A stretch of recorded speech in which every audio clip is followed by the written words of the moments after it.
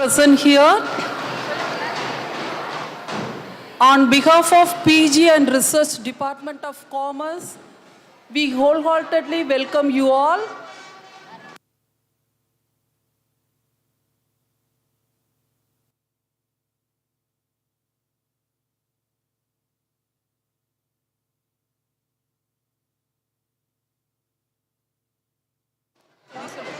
A pleasant morning to one and all gathered here. Growth is never by mere chances. It is the result of forces working together. Coming together is a beginning. Keeping together is a process. Working together is success. Attending the most inspiring conference of the year, which unleashing our potential at the conference.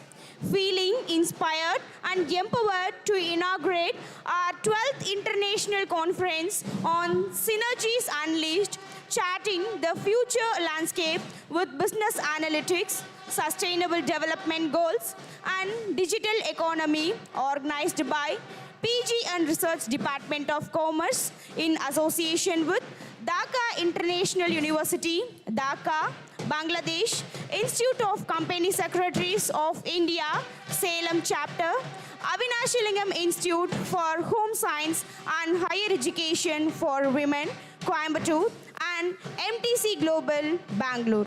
On behalf of PG and Research Department of Commerce, we welcome all the dignitaries on the dais and off the dais, heads of various departments, faculty members, and all the empowered students from various colleges to this 12th International Conference.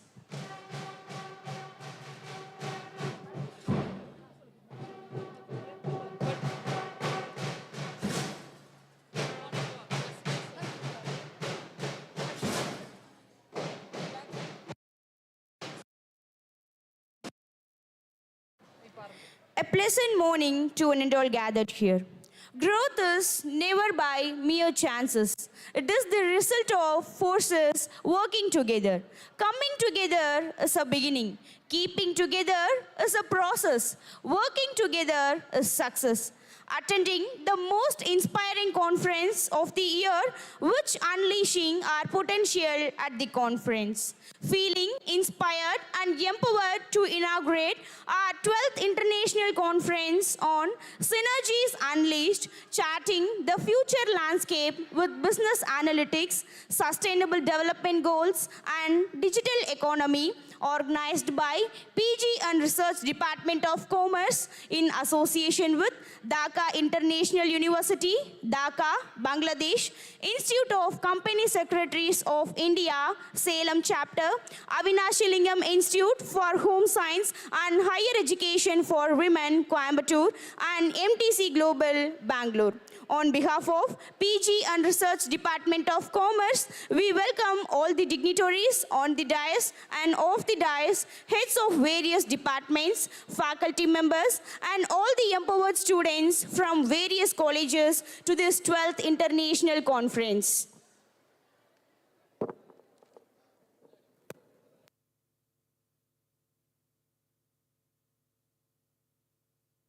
Once again, I welcome you all for this 12th International Conference organized by PG and Research Department of Commerce.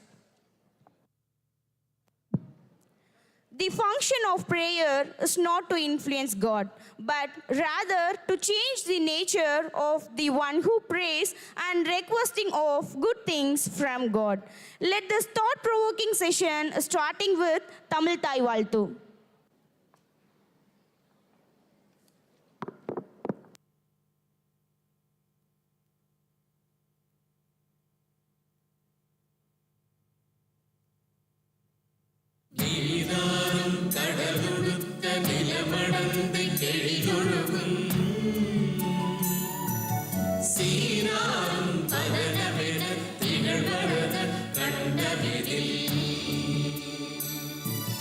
Vivekanandha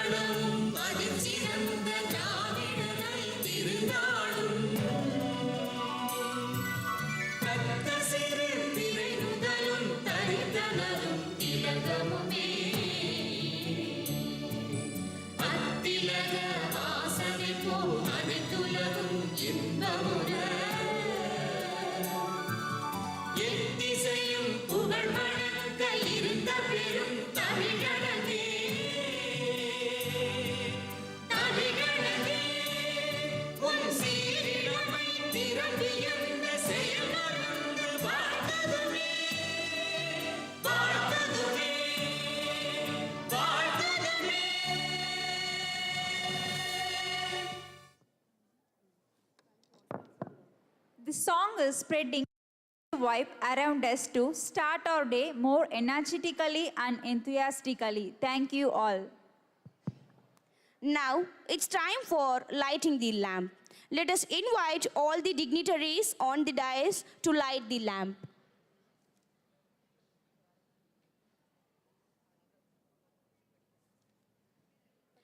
Light is a symbol of brightness and prosperity.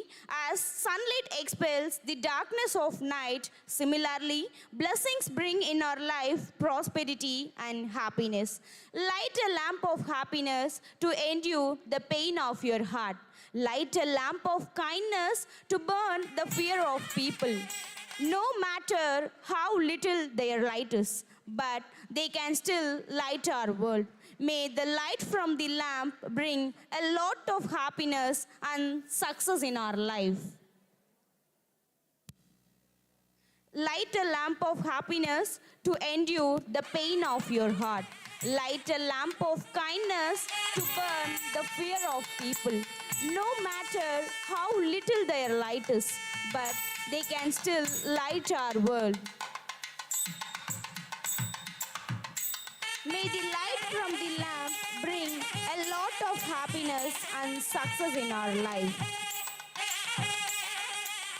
Light is a symbol of brightness and prosperity. As sunlight expels the darkness of night, similarly, blessings bring in our life prosperity and happiness. Light a lamp of happiness to endure the pain of your heart. Light a lamp of kindness to burn the fear of people. No matter how little their light is, but they can still light our world. May the light from the lamp bring a lot of happiness and success in our life. Thank you all dignitaries for lighting the lamp.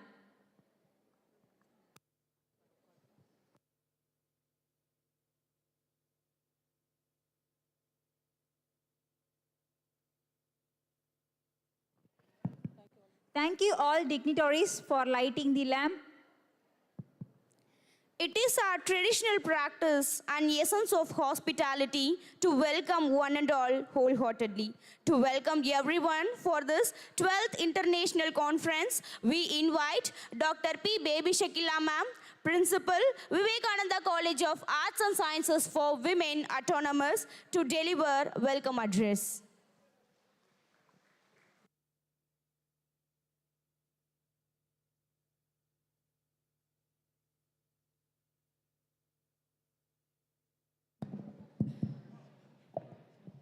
Very good morning.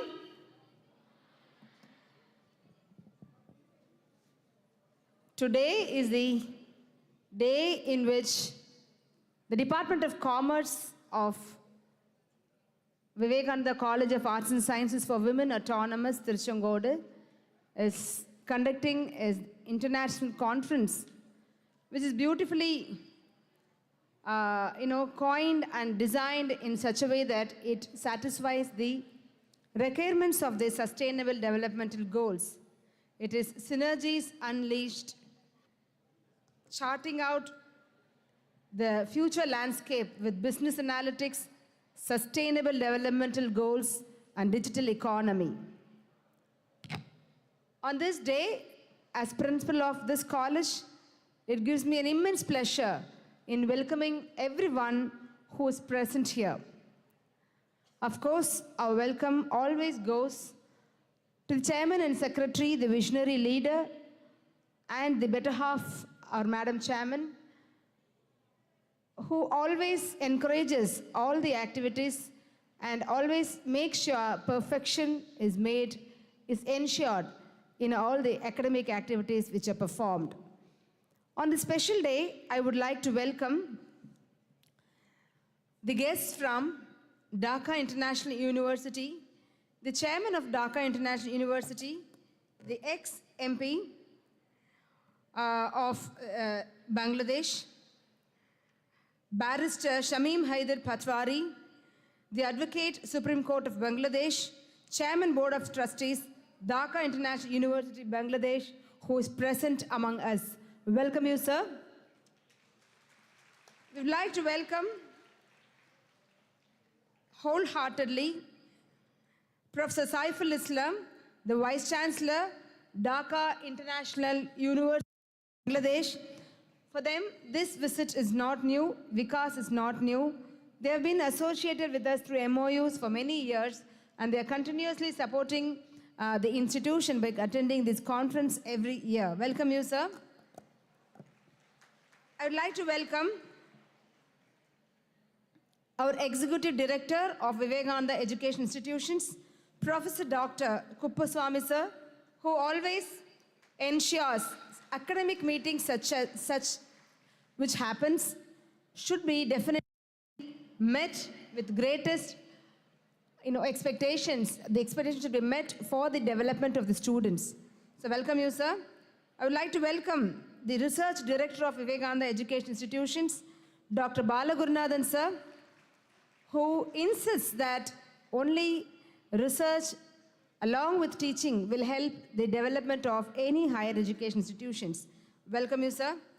I would like to welcome the Dean of School of Commerce and Management, Avanashlingam Deemed University, Dr. P. Shanti Madam, who is here with us and who has come with a team of faculty from Avanashlingam Deemed University, who are again academic partners of this conference, and they are here with us for continuously in every year in which we conduct the conference. Welcome you, ma'am.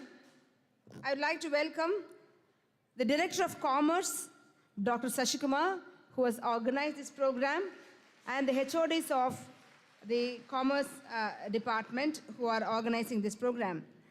I'd like to welcome Dr. Krishna Kumar, Professor and Head, Department of Commerce, Periyar University, our parent university.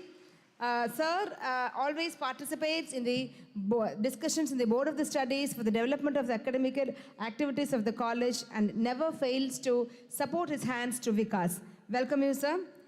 We would like to welcome, in absentia, Dr. Kaushalya, the Registrar from Avanashlingam Deemed University, who will join with us in this inauguration virtually in very short time. We would like to welcome you, ma'am. Greatest welcome to Professor Kanya Mal, the Professor and Head Commerce of Avanashlingam Deemed University, who is present with us today.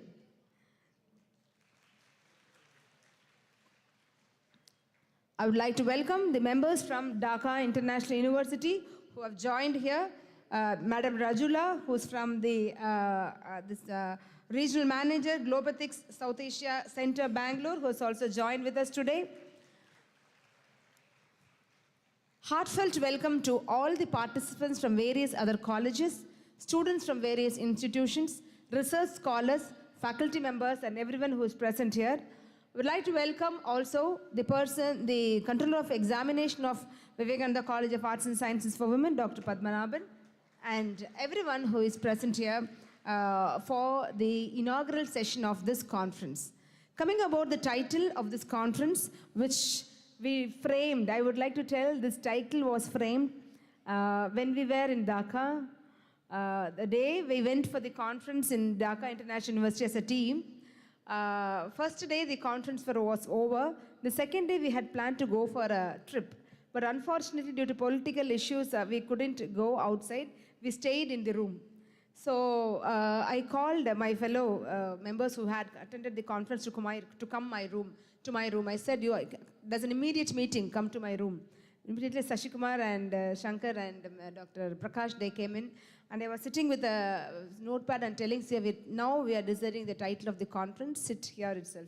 So we just had a discussion there in the hotel, Dhaka, and we decided on this title with 2-3 ideas which came in, and I always said we have to definitely put in sustainable development goals within this. And coming to digital economy, India is now marching towards the digitalization.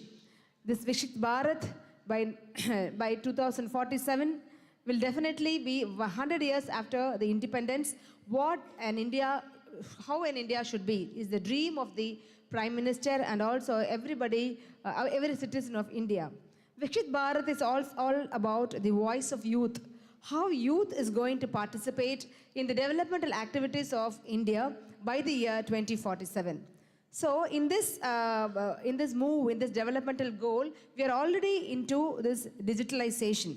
So digital economy has become, nowadays, everybody is having their, GPay or PhonePay or, internet banking, mobile banking, and even WhatsApp. Through WhatsApp you can pay. And even if you get a flower, in a roadside, a flower merchant, you can get jasmine flowers and pay with GPay, isn't it? So for 10 rupees, you can do a GPay. So you need not carry the money in your hand. So such kind of digitalization has already is happening, and this is a welcoming note.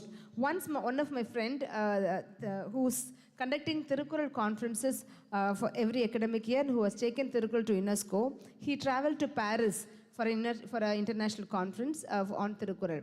He said he was traveling in a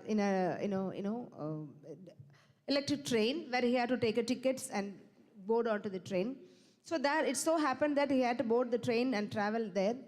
Everybody was giving the currency of Paris and getting a ticket. He was the only person showing the wallet, digital wallet. And immediately the person there, the person who is in charge asked, it seems, "Are you from India?" He was so shocked. He called from me there and said, "That person is asking me, are you from India?" Means what? The entire world is believing that Indians are now becoming digitalized. Indians are now, getting into the digital economy. That is the scenario which is happening now. And it is more easy because of the youngsters like you, because you are more fast, more, very good in transacting through digital means. So this is a welcoming sign, and it's so happy that we have coined digital economy as one of the titles, and also business analytics. Analytics is now need of the hour, data mining, business analytics, artificial intelligence. All these things are nothing but completely how you analyze and interpret the data, and how you interpret and implement it in your business, and the developmental aspects as an entrepreneur is very important. So business analytics, digital economy, enhanced with sustainable developmental goals will be the need of the hour, and that is well said. It will be well spelled out in the conference today and tomorrow for next 2 days. I wish all of you all to have a great time together in the campus, in the hall, listening to all eminent speakers who are present here and will be delivering in the days to come also. Happy informative sessions to all of you, and welcome you all wholeheartedly for this international conference. Thank you. Thank you, ma'am, for welcoming everyone for this 12th International Conference. Now we are more delighted to invite Dr. P. Sasikumar sir, Director, PG and Research Department of Commerce, to deliver the theme of the conference. Respected Executive Director of Vivekanandha Educational Institutions, Professor Kuppuswamy sir, respected Research Director of Vivekanandha Educational Institutions, Professor Balagurunathan sir, Honorable Vice Chancellor of Dhaka International University, Professor Saiful Islam sir, Honorable Chairman, Board of Trustees, Dhaka International University, Professor Barrister Shamim Patwari sir, delegates from Bangladesh, Dhaka International University, Professor Dr. Krishna Kumar, Head of Commerce, Periyar University, Professor Shanti, Dean of Commerce, Periyar University, and other professors from, Avinashilingam University, and other professors from Avinashilingam University, and delegates, participants from other institutions, dear students and faculty members. Good morning to one and all present here. It's my pleasure to introduce the theme of the conference in this 12th International Conference, Synergies Unleashed, Charting the Future Landscape with Business Analytics, Sustainable Development Goals, and Digital Economy. In today's rapidly evolving world, the intersection of business analytics, sustainable development goals, and the digital economy presents unprecedented opportunities and challenges.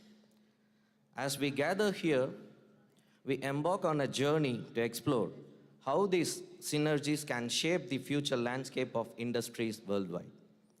Business analytics has emerged as a critical tool for organizations to harness the power of data in decision-making process. By leveraging advanced analytic techniques, businesses can uncover valuable insights, optimize operations, and drive innovation. In doing so, they not only enhance their competitive advantage, but also contribute to the overall growth and prosperity of society. However, in our pursuit of business success, we must not lose sight of our responsibility towards sustainable development. The Sustainable Development Goals provide a universal framework for addressing global challenges from poverty and inequality to climate change and environmental degradation. By aligning business strategies with the SDGs, companies can create shared value, promote social inclusion, and safeguard the planet of future generations. At the heart of this transformative journey lies the digital economy. Characterized by rapid technological advancements and digital disruption, from artificial intelligence and blockchain to e-commerce and fintech, digital technologies are reshaping industries today, business models, and consumer behaviors as well. Embracing digitalization opens up new possibilities for growth, efficiency, and innovation. However, it also raises questions about ethics, privacy, and inclusivity that must be addressed. As we gather over the next 2 days here, I encourage each of you to engage deeply with these themes, to exchange ideas, and to challenge conventional thinking. Let us seize this opportunity to collaborate, innovate, and chart a course towards a future that is not only prosperous, but also sustainable and equitable for all. In conclusion, I extend my heartfelt gratitude to our esteemed partners, speakers, and participants for their invaluable contributions to this conference.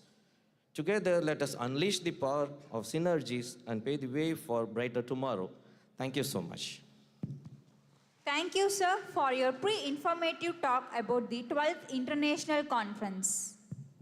Now we request Professor Dr. S. Kuppuswamy sir, Executive Director, Vivekananda Educational Institutions, to deliver the presidential address for this 12th International Conference. Now the time for honoring our chief guest.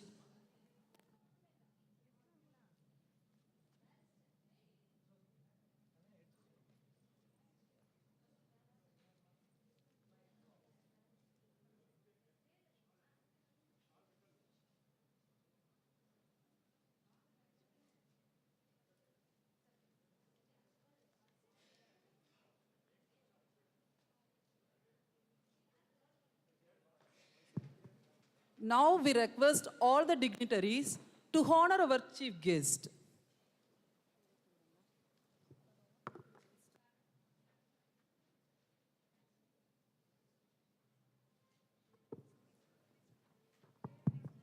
Now it's time to honor Barrister Shamim Haider Padwari sir, Advocate, Supreme Court of Bangladesh, Chairman, Board of Trustees, Dhaka International University, Bangladesh.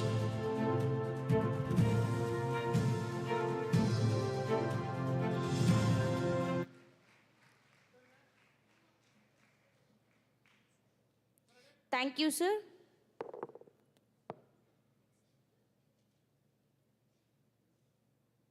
Next to honor Professor Dr. Saiful Islam sir, Vice Chancellor, Dhaka International University, Bangladesh.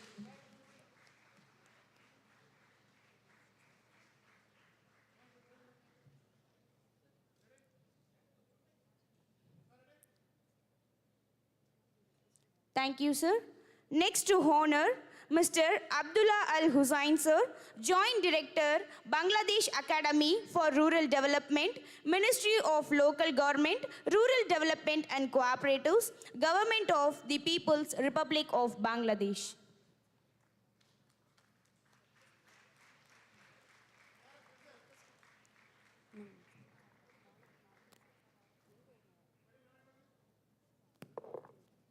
Thank you, sir.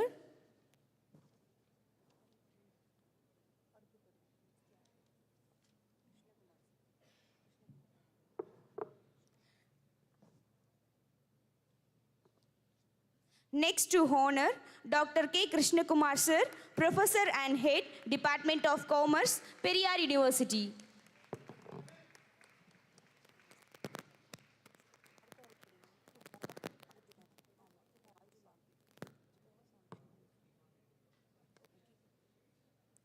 Thank you, sir. Next to honor V. Rajula ma'am, Regional Manager, Globe Ethics, South Asia Center, Bangalore. Followed by Dr. P. Shanti ma'am, Dean, School of Commerce and Management, Avinasilingam Institute for Home Science and Higher Education.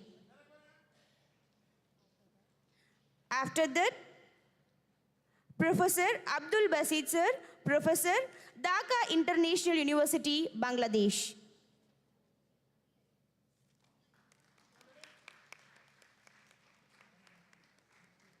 Next to honor Professor Muhammad Shah Alam Chowdhury sir, Professor, Dhaka International University, Bangladesh.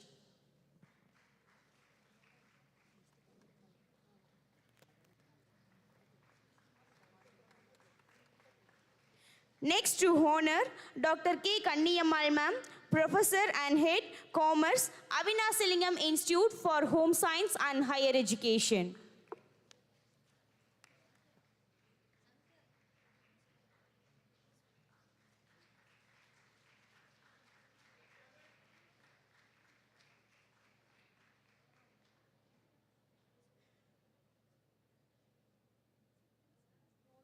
Thank you all dignitaries for honoring our chief guest.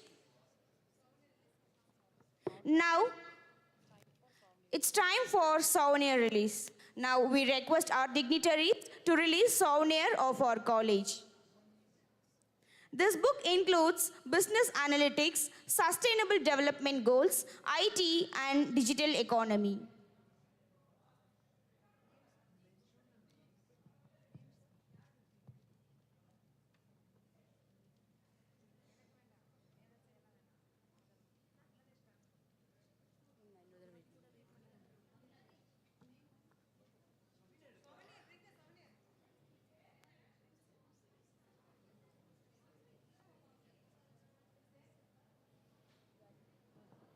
Now, PG and Research Department of Commerce is going to release souvenir, which includes business analytics, sustainable development goals, IT and digital economy.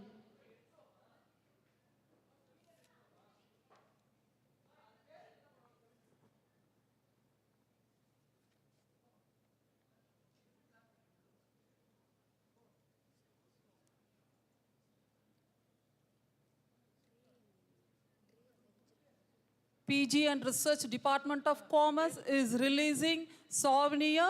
Then it includes business analytics, sustainable development growth, IT and digital economy. This department is associated with Dhaka International University, Dhaka, Bangladesh, Avinasilingam Institute for Home Science and Higher Education for Women, and also that MTC Global Ethics and ICSI. This book includes business analytics, sustainable development growth, IT and digital economy. This program is associated with Dhaka International University, Dhaka, Bangladesh, Avinasilingam Institute for Home Science and Higher Education for Women, and MTC Global Ethics, Bangalore, ICSI chapter. This PG and Research Department of Commerce is organizing 12th International Conference on Synergies Unleashed on charting the future landscape with business analytics, sustainable development goals and digital economy in association with Dhaka International University, Dhaka, Bangladesh, and Avinasilingam Institute for Home Science and Higher Education for Women, and MTC Global Bangalore. Thank you all dignitaries for releasing this souvenir for our college.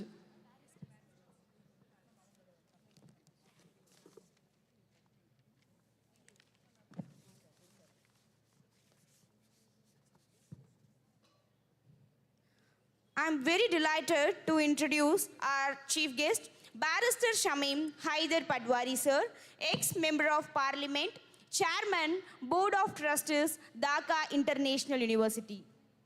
Barrister Shamim Haider Padwari was a member of Parliament for consecutive 2 times. Barrister Padwari is the head of Chamber, Padwari Jurist and Associates, Dhaka, Bangladesh. He has completed his law degree and PG certificate on intellectual property law from University of London and called to the bar in 2005 from Honorable Society of Lincoln's Inn. Barrister Padwari is an active young lawyer practicing in the Supreme Court of Bangladesh and appeared in many significant reported cases since 2007, as well as enrolled as advocate Dhaka Bar Association, Dhaka, since 2003. He attended many international conferences in the country and abroad. Some of them are International Conference on Rule of Law and Terrorism 2012 and 2013 at Delhi, APAC 2013 at Chiba, Japan, GSBS 2013 at Malaysia, and GSBS 2014 at Mexico City, Mexico. First International Research Conference on Social Business at Malaysia 2013 and also attended the Union South Asia Region Conference 2014 at Dhaka on March 2014. He also participated as guest speaker at Sankalp 2016, 7th World Edu Summit 2017, which were held in Bangalore, India, arranged by ISME and MTC Global, and presented papers on disrupted innovation in education and education in poverty alleviation and global peace, as well as in the first international conference on social entrepreneurship arranged by New Health and Technology, jointly organized by Vivekanandha College of Arts and Social Science, Tamil Nadu, India, MTC Global and Dhaka International University. Moreover, he attended as guest speaker in Mayoral Forum on Combating NCD 2018, Singapore, at Parliamentarian Forum Summit 2018 at Colombo, Sri Lanka, arranged by Global March Against Child Labour, and at IPU Conference 2018 at Geneva, Switzerland, United Nations, Climatic Change Conferences at Glasgow, Scotland. Now, we request Barrister Shamim Haider Padwari sir to deliver the special address for this 12th International Conference.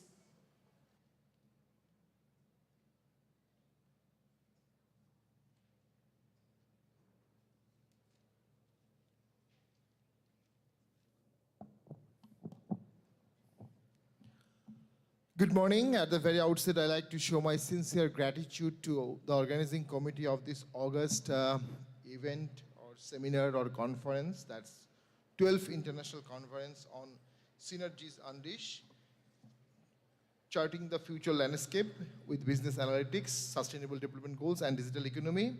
I'm humbled, honored, privileged that I have been designated as chief guest of this occasion. It's a great honor for me. And I also like to show my deep respect for a living legend who is the founder of this entire family, Professor Dr. M. Karunanidhi. We met yesterday, such a wonderful person with vision, mission, and implementation of vision and mission. That is his additional skill, definitely. The conference theme is very inclusive. It includes many things. It includes synergy, it includes unleashed, it includes SDG, it includes business analytics, it includes data and digital economy. Each of these terms itself deserve a separate conference, and conglomerating, gathering all this conception in one conference is really challenging. So the organizing committee deserve a high appreciation. The concept of synergy, which simply means, in plain language, working together. It was coined by one American architect, engineer, and inventor, are Buckminster Fuller in mid-90s. It originally originated from the Greek term synergia and synergios, that means cooperation and working together. So in plain language, synergy means a team effort or teamwork where different companies or department or divisions merge together to multiply their efforts for a greater combined impact. So if 2 and 2 is 4, synergy means 2 and 2 more than 4. That is synergy. No doubt we are in the era of technological advancement or digital transformation. It's very rapid transformation we're noticing every day. And fourth industrial revolution and fifth industrial revolution, back to back 2-year industrial revolution is accelerating this transformation, and our ability to harness the power of data along with SDG will undoubtedly shape the future landscape of our global economy. This, coupled with a steadfast commitment to the SDG, create an unique opportunity for inclusive, just economic growth. Because when you talk about growth and development, it has to be inclusive. It has to be just. It has to be equitable. It has to be sustainable from climate lens. It has to be sustainable from business lens. It has to be sustainable from ethical lens. As economic prosperity is integral part of climate stewardships or environmental stewardships. So a new business model is deriving rapidly with technology, with digitalization, with climate, with inclusion, with modernity, with data, use of data, data in action, and all these things now combined in one business model. And that has to be adjusted with SDG. The 17th mantra, I believe, is declared by Barack Obama in 2016 or 17 on 25th September in the UN summit in New York. By the way, I have a birth connection with SDG because 25th September is my birthday. So that day, in fact, SDG was declared. It is quite different from MDG, the Millennium Development Goal, ended in 2016. And Bangladesh was the champion in achieving MDG, but the standard or threshold for MDG and the threshold for SDG is quite different. For MDG, it was the average standard that is required to fulfill MDG. But when it comes to SDG, it's not average, it's leaving no one behind. These terms, leaving no one behind, include a whole society approach, a whole government approach, a whole civil society approach, a whole institutional approach, and a greater partnership approach. However, the achievement of SDG by 2030 is often been declared as utopism, as impossible because of some intervening factor. One is the Russia-Ukraine war in the heart of Europe. The other one is, of course, the COVID pandemic and its economic disaster, and also lack of fulfilling the commitment that the donor countries gave during the time of SDG. No donor country has fulfilled their commitment, financial commitment for attaining SDG. That also creating a huge problem. That also coupled with economy creating a new business. When it comes to digital economy, the global digital economy market in 2016 was $11.5 trillion. Now it is around $24.5 trillion. So you can see the magnitude of digital economy. And if we think that we can avoid digital economy, if you think we're shy about digital economy, we are shy from growth and progress, obviously. In the digital economy, the strategic use of data has become a crucial driver of competitive advantage. The goal is to reveal patterns, trends, and correlations that the vulnerable insight on customers' behaviors, market dynamics, and operational efficiencies.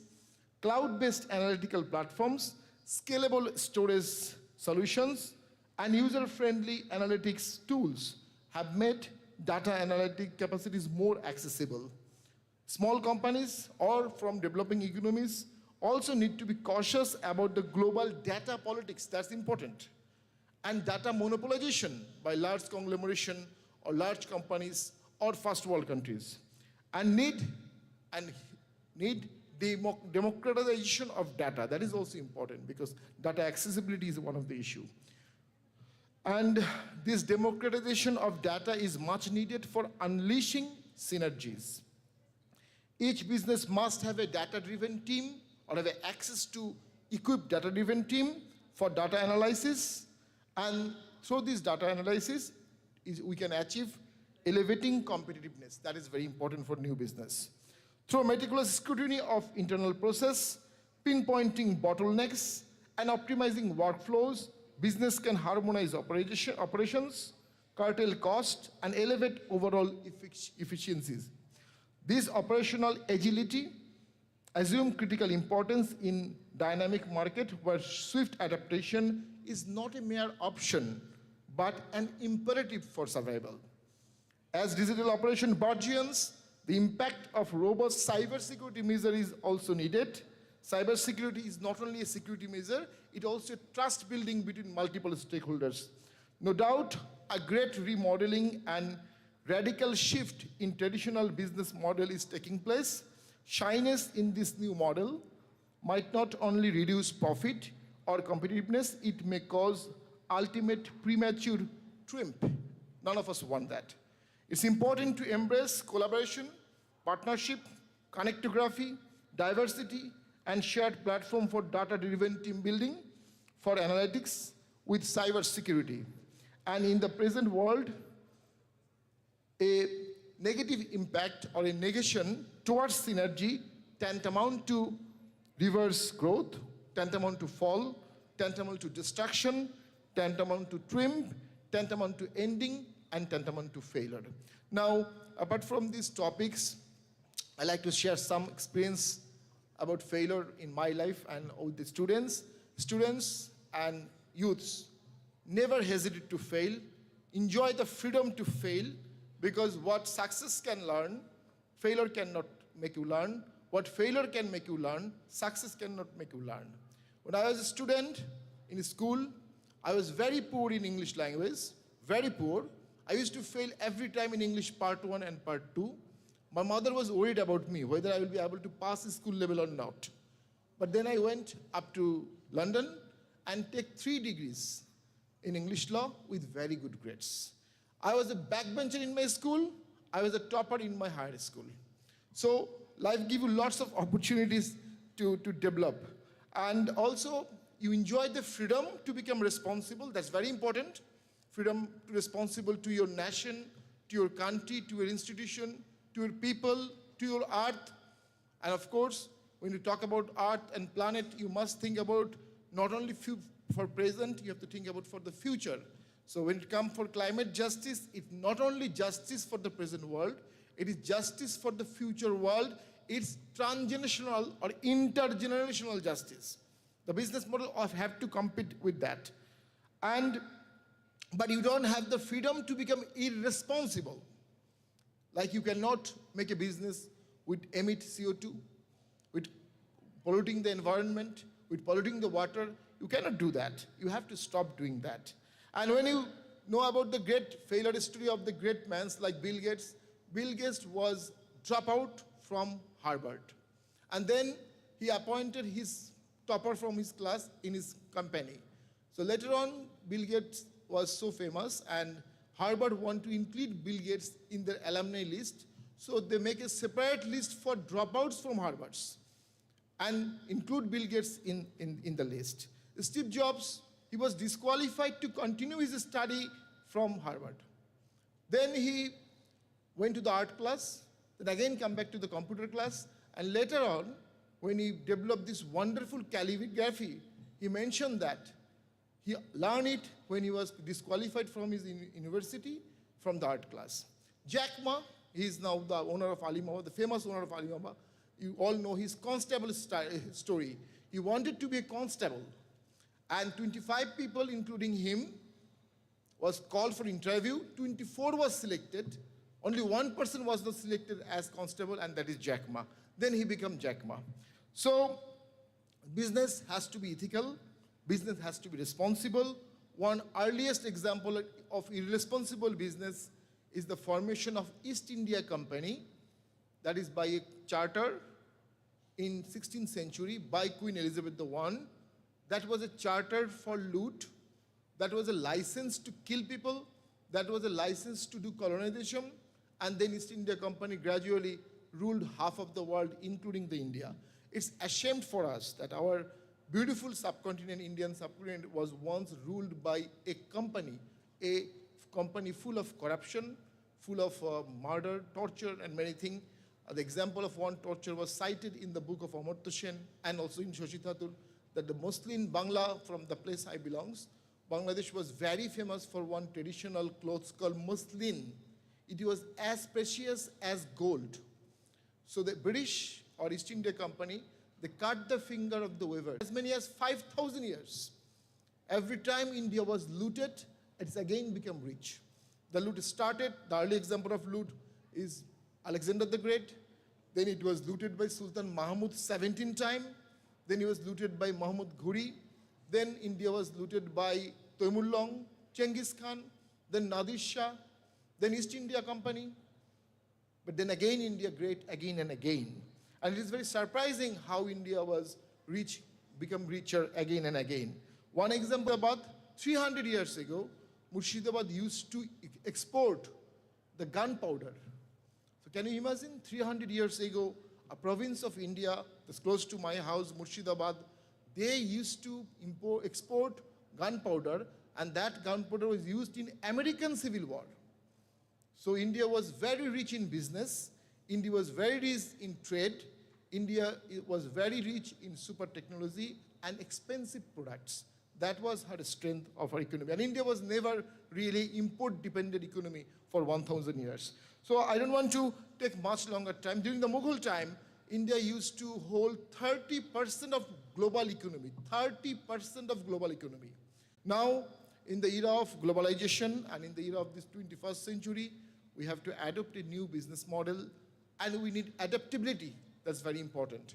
So students and faculties, I'm very honored and humbled that I've given the opportunity to say a few words in this August event. This is my 6th or 7th visit in these institutions. Every time I come here, I see new energy, new synergy, a new motivation, a new direction, and new adaptability. That's great. So thank you very much. I wish very success to this great institution. I wish very success for this event. Let it be repetitive in nature. Let it be consecutive in nature. Let institutions like Dhaka International University and Vivekanandha, VICAS, and other institutions work together for a better world. Thank you very much. Thank you, everybody. We wholeheartedly thank Barrister Samim Haider Badwari sir for your informative speech. Next, we request Professor Dr. Saiful Islam, Vice Chancellor, Dhaka International University, Bangladesh, to deliver the keynote address for this 12th International Conference.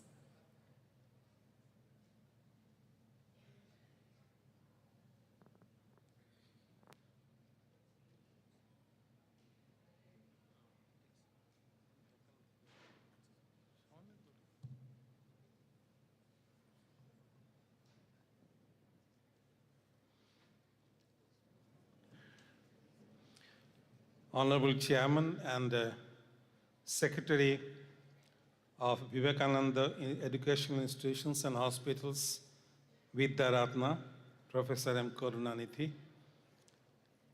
Honorable Chairman of the Board of Trustees of Dhaka International University, Barrister Samim Haider Badwari, Advocate, Supreme Court of Bangladesh. Srimati Krishnaveni Karunanidhi, Managing Director, Vivekananda Educational Institutions and Hospitals. Dr. Bala Gurunathan, Research Director, Vivekananda Institutions. Dr. Krishna Kanan, Head of Commerce, Periyar University. Dr. S. Kaushalya, Registrar, Abhishalingam Institute of Home Science and higher education for women, Honorable Principal of Vivekananda College of Arts and Science for Women, Madam Dr. P. Baby Shakila, Dr. Shanti, Dean, School of Commerce and Management, Avinashalingam Institute for Home Science for Higher Education for Women, Professor P. Shashikumar, Director of Commerce and Management Studies, Vivekananda Institute, Dr. Padmanathan, Control of Examination, VICAS, Ms. V. Rajula, Regional Manager, Globethics, South Asia Center, Bangalore, Dr. C. Shankar, Assistant Professor, Head of the Department of Commerce, and distinguished professors and associate professors from Dhaka International University, distinguished teachers and the guests who are present here, dear students of Vivekananda College of Arts and Sciences for Women, ladies and gentlemen, a very good morning. I am much delighted to be here at Vivekananda College of Arts and Sciences for Women to attend the 12th International Conference on Synergies Unleashed, Charting the Future Landscape with Business Analytics, Sustainable Development Goals, and Digital Economy, which has just started today and will end tomorrow. This international conference is organized by PG and Research Department of Commerce of Vivekananda College of Arts and Sciences for Women in association with Dhaka International University, Shatarkul, Badda, Dhaka, Institute of Company Secretaries of India, Salem Chapter, Avinashalingam Institute for Home Science and Higher Education for Women, Coimbatore, Tamil Nadu, and the knowledge partners are MTC Global Bangalore, Globethics, Institute of Cost Accountants of India, Indian Accounting Association, and I think that's all. And once again, I'm very happy to say that Dhaka International University has been maintaining a very close and cordial relationship with Vivekananda College of Arts, Sciences for Women for the last couple of years. And indeed, we are pleased to be associated with this 12th International Conference on Synergies Unleashed, Charting the Future Landscape with Business Analytics, Sustainable Development Goals, and Digital Economy. As I understand, this conference focuses on three areas. One is business analytics, second one is sustainable development goals, and third one is IT and digital economy and their influence in creating positive impacts and also in shaping business landscape. I shall try to say a few words on IT and digital economy and the artificial intelligence revolution. Digital economy refers to an economy in which digital computing technologies are used in economic activities. The digital economy is a portmanteau of digital computing and economy and is an umbrella term and describes how traditional brick and mortar economic activities are being transformed by the internet and the World Wide Web technologies. The digital economy is backed by the spread of information and communication technologies, we said ICT, across all business sectors to enhance productivity. A phenomenon referred to as the Internet of Things, IoT, which is increasingly prevalent as consumer products are embedded with digital services and devices. In the context of the present circumstances of the world, the digital economy can be divided into three key components, which are number one, e-business infrastructure, e-commerce. Now, what are the advantages of digital economy? In short, extended reach. Business can foster a global economy and presence through online platforms and technologies, thus extending their customer bases and market opportunities. Access to more data. The digital economy produces large amounts of data that can be analyzed for insights, trends, and data-driven decision-making. Then comes the question, what are the objectives of the digital economy? The priority is to support effective measures to facilitate investment in innovative digital technologies. The economy should exploit the possibilities of digital technologies and the internet and promote innovation of products, services, processes, organizations, and business models. Then one might ask, what are the advantages and disadvantages of digital business? In short, I would say companies benefit from e-business by reaching customers worldwide at a very low cost and without geographical boundaries. They gain flexibility and efficiency in terms of time management and communication. On the other hand, challenges are high, operating costs, technological limitations, and security issues, which is most important.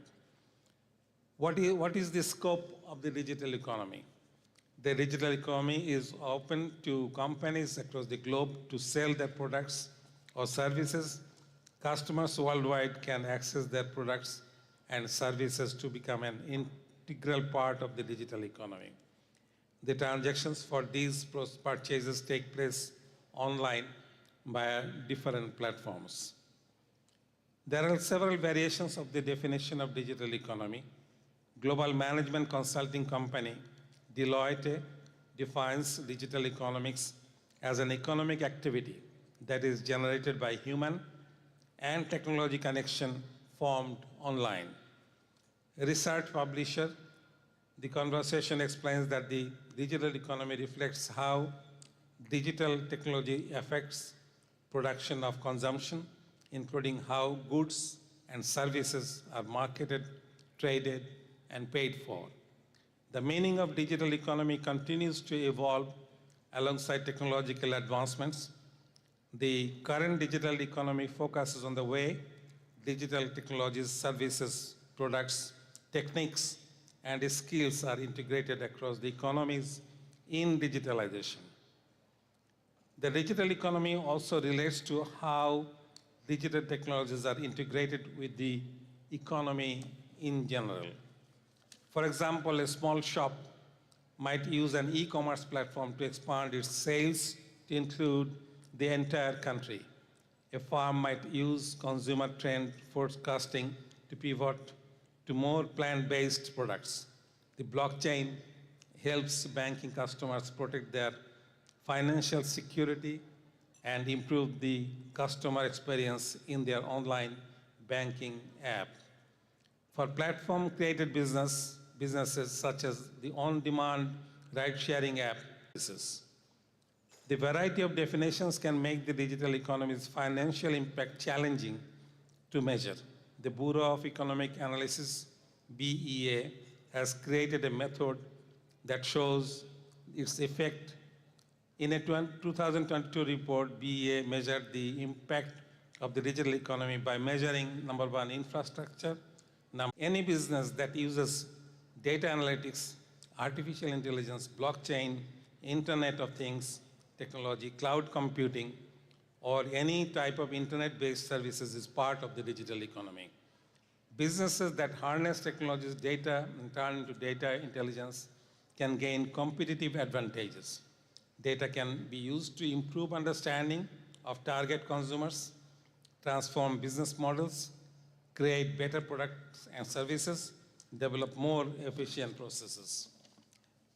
Then comes the role of, or the impact of artificial intelligence on the digital economy, which is most important, has become a very dominant thought which are being implemented today. Artificial intelligence has had a profound impact on the digital economy. AI, in short, technologies including machine learning and big data analytics have revolutionized sectors such as e-commerce, finance, supply chain, logistics, and manufacturing. The integration of AI has led to increased efficiency, personalized customer experiences, and significant transformations in traditional business models. Continued growth in AI's influence on the digital economy is expected, with the Internet of Things contributing to even more data-driven advancements. AI is a driving force powering and shaping the future of the digital economy. Artificial vital force driving the evolution of the digital economy, transforming industries and reshaping the way we live and work. The integration of AI technologies has unleashed unprecedented opportunities, propelling businesses and economies to the new heights. AI's foremost contribution to the digital economy is its ability to automate tasks and processes. From mundane administrative work to complex decision-making, AI-powered automation streamlines operations, enhances productivity, and reduces cost of business. This increased efficiency translates to faster production cycles, improved service delivery, and heightened competitiveness within the digital landscape.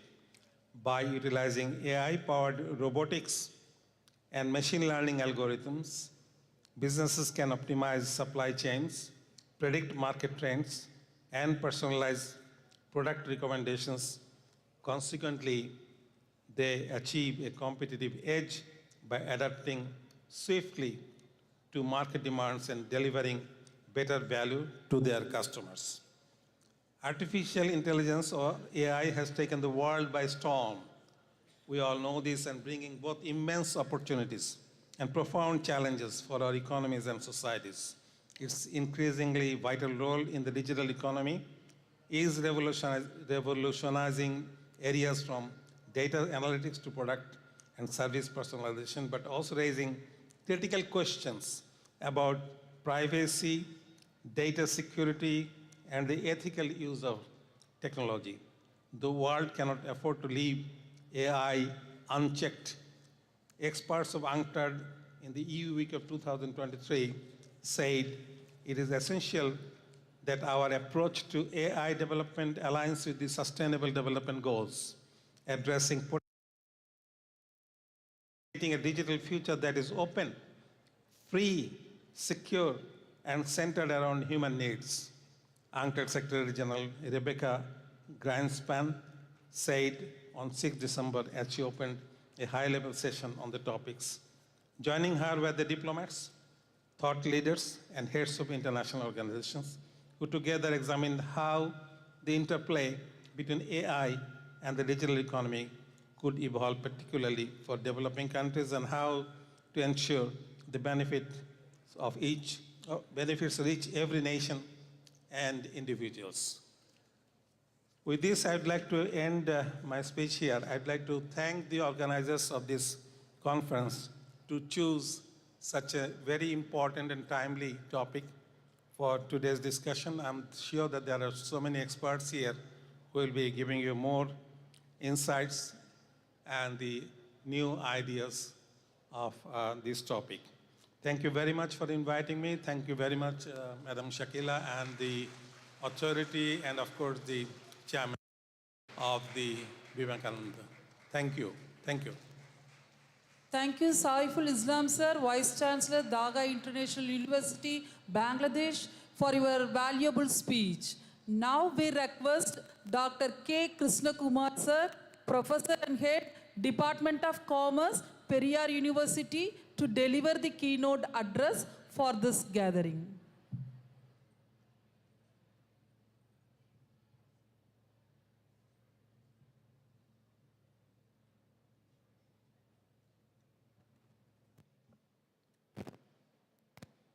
Good morning, all of you. Most respected, the chairman of this institution, Vidyaratna, Professor Dr. Karunanidhi sir, Vice Chairman and Secretary,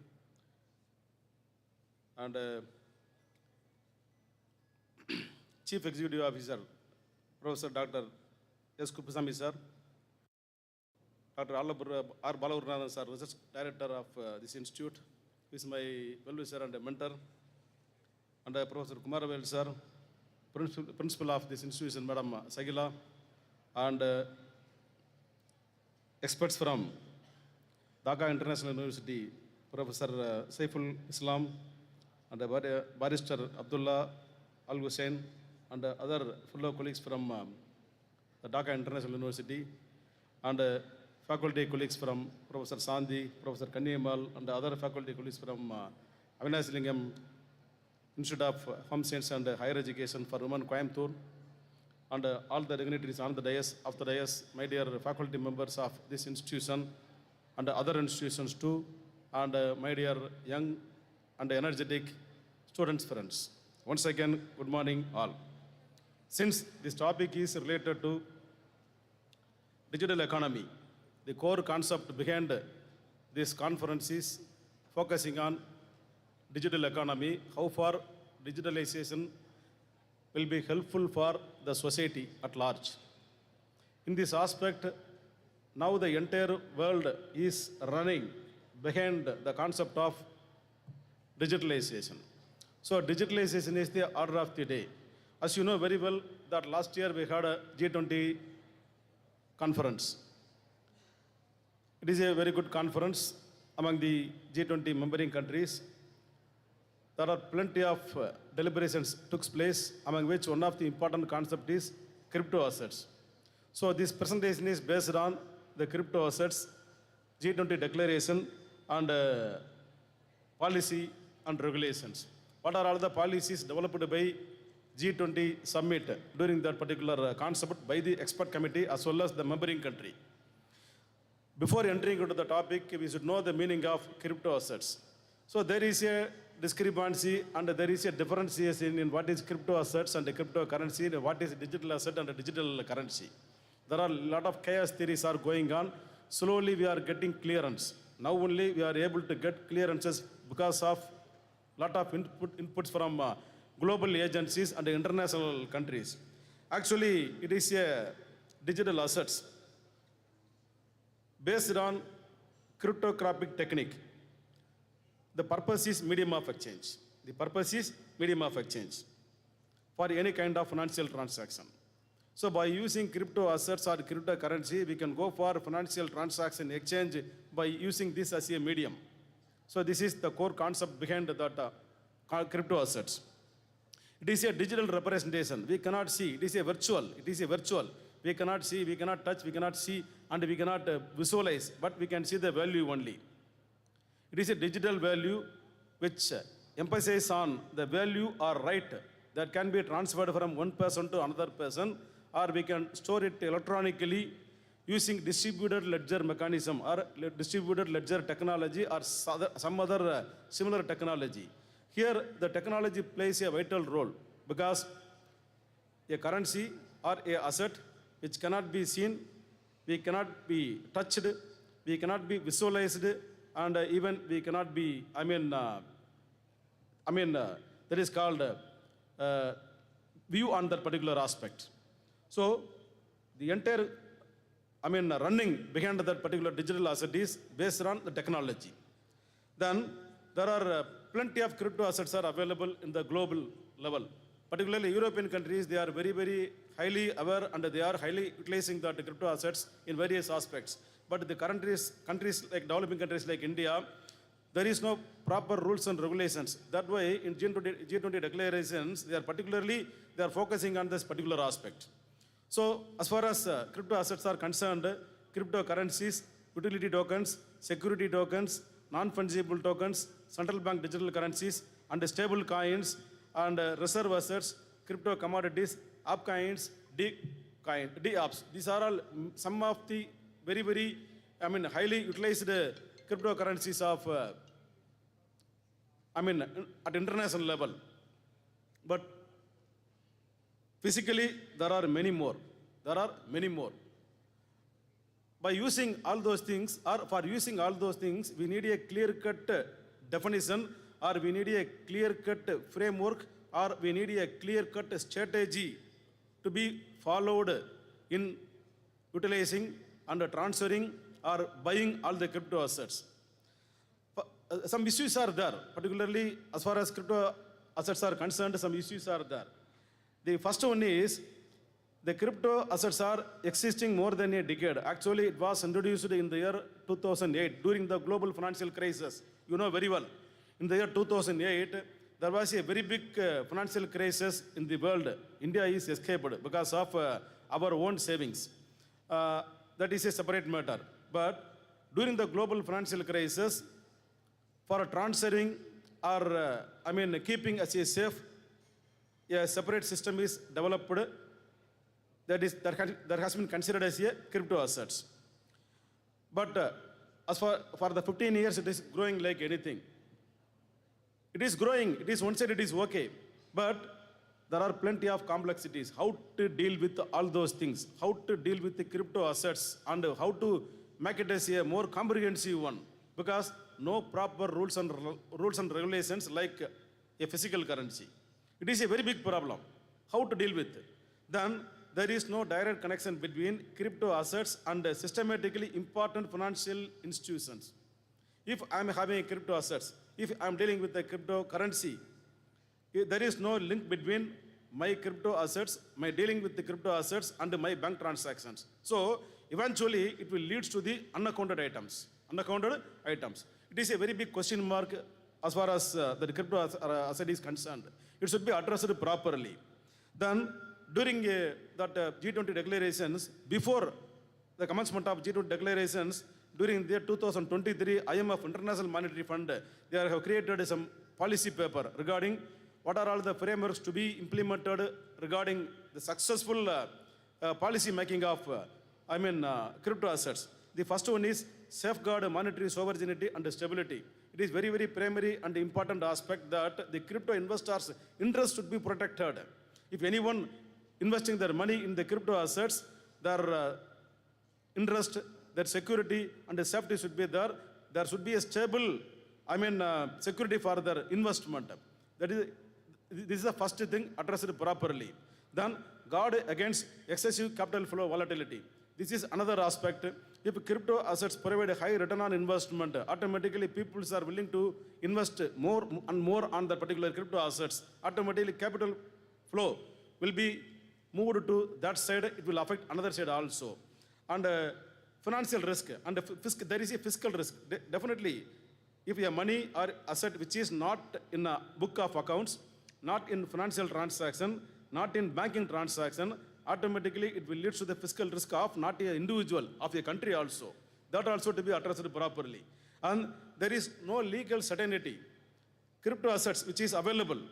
For your kind information, European countries, they are very, very much aware about the cryptocurrencies, but the entire currencies are not handled by proper central bank accounts. It is controlled by some people, some group of people. Then in that case, in what way that the assets is kept in a safer manner? That is a very big problem. And there are plenty of actors are there. For example, if you are talking about stock market, there are plenty of official players are there. Bill Buyer and so many people, official players are there. But the cryptocurrency market, no such a kind of peoples in this particular field. That is also a big question mark. Then there is no joint monitoring system. If something amount I am getting from some university for question paper setting and other thing else, I will be received from my bank account. It will be stored in my bank account. Whenever I need, I am taking it from the bank. But for cryptocurrency transactions, no such evidences. No such evidences. It is also a very big problem. And there is no international collaborative arrangements.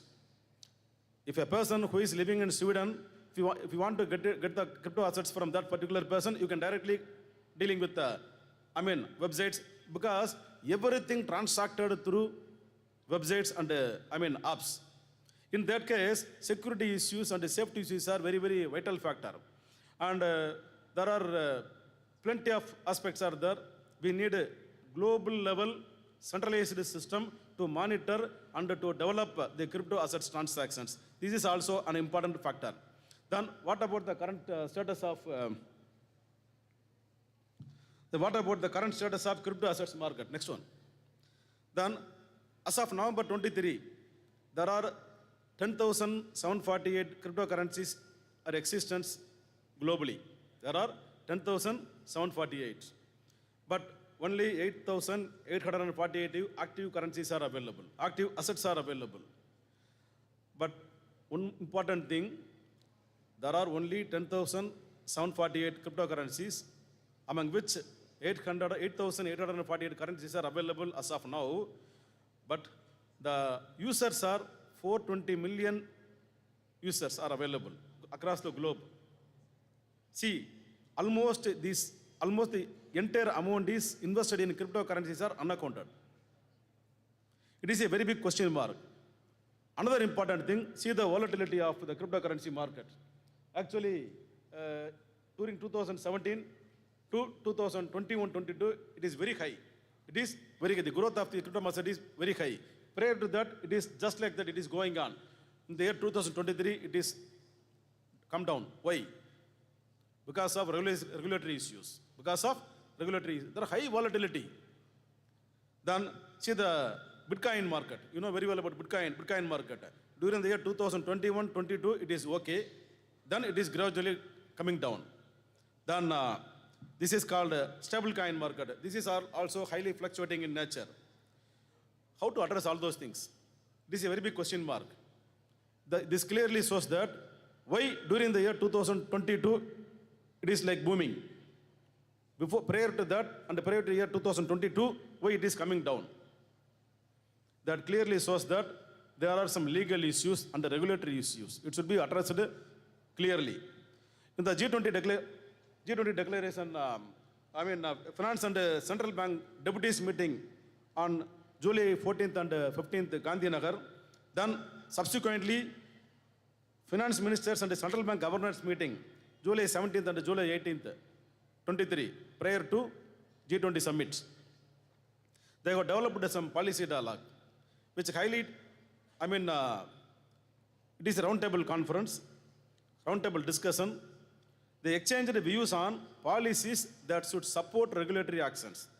Policies to be framed, it should support regulatory actions. Provide coherent guidelines and encourage beneficial growth, leveraging crypto assets. And clearly focusing that there should be no ban on crypto assets and cryptocurrencies. Instead of banning all those things, we need a clear-cut structure of framework and strategy to be implemented on crypto assets for safeguarding all the stakeholders belonging to the particular aspect. Then, based on that, during the year September 23, before G20 summit, IMF, International Monetary Fund, and Financial Security Board, both the bodies are joined together and developed some policy decisions. What are all the things to be implemented in crypto assets formulation? The first one is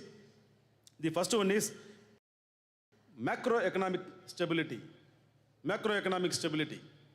Macroeconomic stability means, next one, macroeconomic stability. You know very well, microeconomic and macroeconomic. Macroeconomic we cannot control. We cannot control because it is an totally external aspect which cannot be controlled. So that we need a clear-cut framework to control the macroeconomical aspects which will highly affect the country's economy. Next one, financial stability implications and regulatory issues. Financial stability implications and regulatory issues. That also a vital factor. There are plenty of instability aspects as far as cryptocurrency is concerned. But we need a regulatory. If you are not able to frame a regulatory aspects, it will create an issue in financial aspect.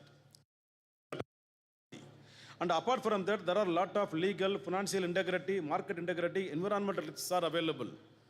How to focus on everything and make it as a clear-cut strategy in formulating crypto assets framework. Then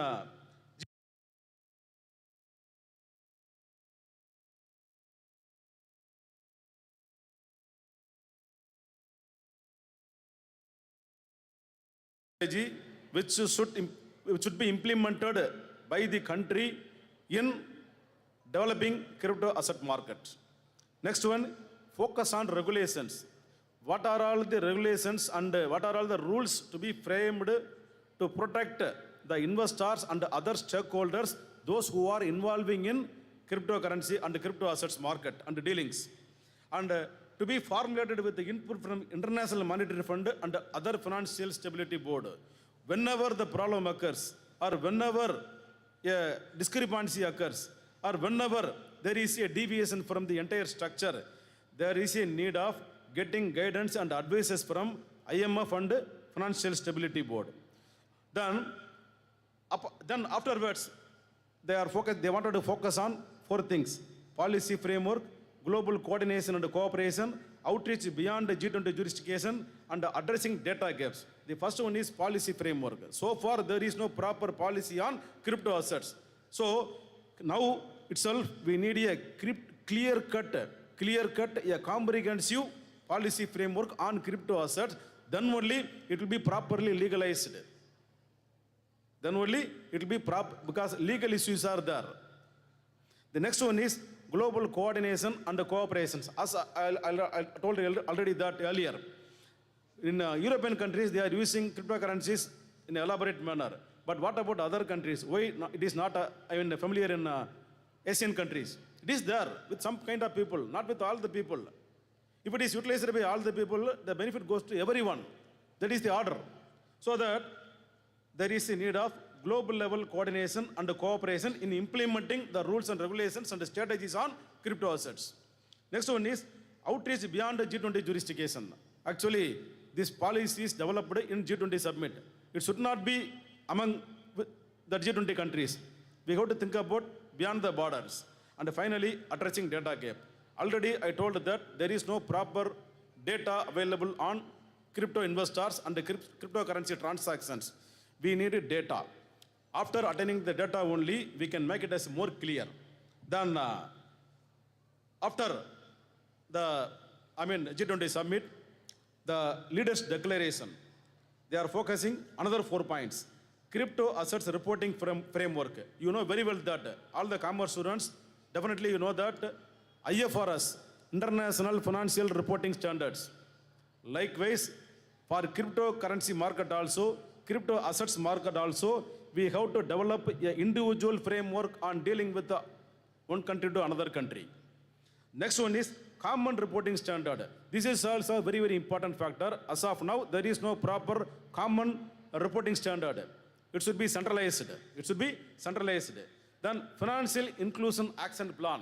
That also the order of the day in implementing crypto assets and regulation of crypto assets. How to regulate? How to regulate? If you are buying gold, where some regulations are there. If you are buying silver, if you are buying, other gemstones and things, we are having a separate rules and regulations. For crypto assets, there is no such a kind of regulations. It should be formulated properly. Then, Deputy Managing Director, IMF, Geeta Gopinath, clearly pointed out that there is no talk on banning cryptocurrencies. There is no talk on banning cryptocurrencies, indicating a global consensus against regulatory measures. So there is no meaning of ban. Already it is existing. Crypto asset market is existing. How to regulate? Instead of ban all the things, we have to create a clear-cut regulations. That will be helpful for member countries to make it as more clear. And after that G20 summit, the implementation strategy or implementation policy, what are all the things should be done? It is mentioned one by one. The crypto assets investors should be protected. Their interests should be protected. Crypto investors, because lakhs and lakhs, crores and crores amount is invested in the crypto market, their interests should be protected, their assets should be protected. Next one thing is mainstream adoption. So far, there is no legal proceedings on crypto assets investment as a formal investment. It is an informal investment. Why can't we can make it as a formal investment? That is a question. We have to make it as a formal investment. Then on crypto business, now crypto assets dealing, like share market and stock market brokers, it is becoming like a business, and also that business also has to be regulated in a strategical manner. On governments and regulations, it is linked with so many governments because it is a global factor. It should be tied with so many governments so that making a clear-cut cooperation and coordination, we have to formulate effective regulations, and we have to make more regulators on the particular aspects. And the interagency coordination, it is a continuous effort. It is like a chain because the entire cryptocurrency is based on the blockchain technology. So we need a effective coordination in technology usage and banking and other financial framework aspects. Consumer protection, it is ultimate. And on emerging markets and developing economies, financial inclusion, economic development, and finally risk mitigation. Investment is risk. We have to find a proper investment. You know, risk return theory. Everything should be addressed to minimize the risk or to mitigate the risk. These are all the things to be dealing with a careful manner and make it as a policy decision. And in conclusion, globally, that digital asset and digital ecosystem growing rapidly. Digitalization is the order of the day. As we are living in digital world now, so that we have to move at par with the digitalization. G20 has created a clear-cut roadmap on that particular aspect. How to deal with the crypto assets as some policy regulations.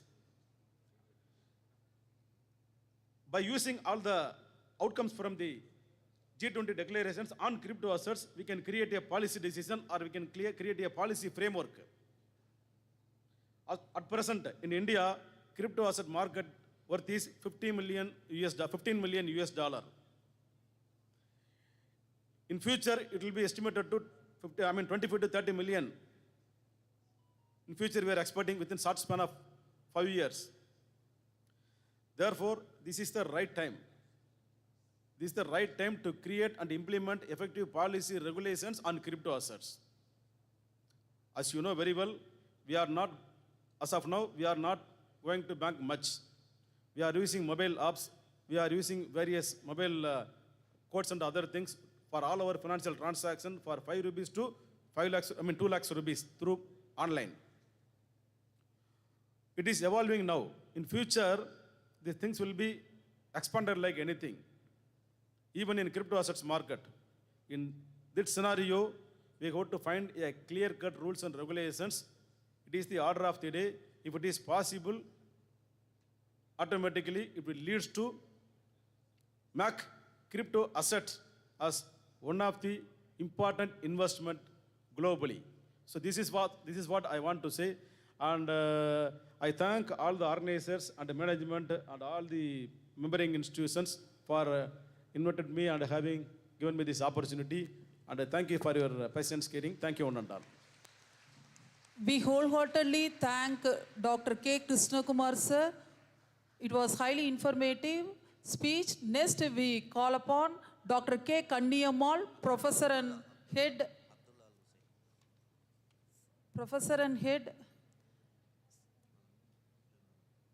Now we request Mr. Abdullah Al-Hussain, Joint Director, Bangladesh Academy for Rural Development, Ministry of Local Government, Rural Development and Cooperatives, to deliver the keynote address for this gathering.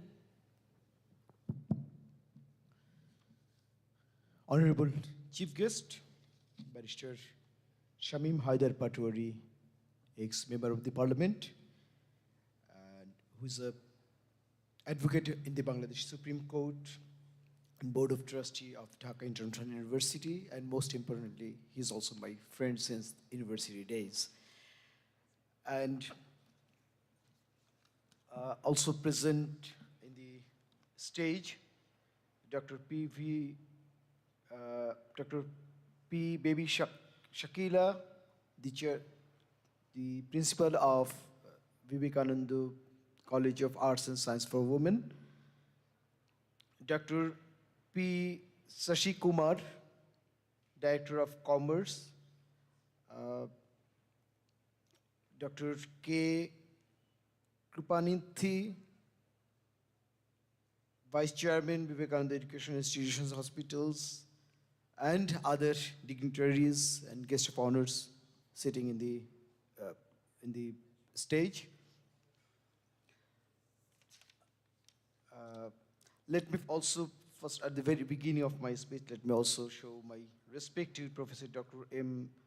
Karunanithi, the Chairman and Secretary of Vivekananda Educational Institutions and Hospitals, whom we met yesterday, and other dignitaries sitting in the stage, faculty members of Vivekananda College of Arts and Science for Women, participants of the conference, and dear students.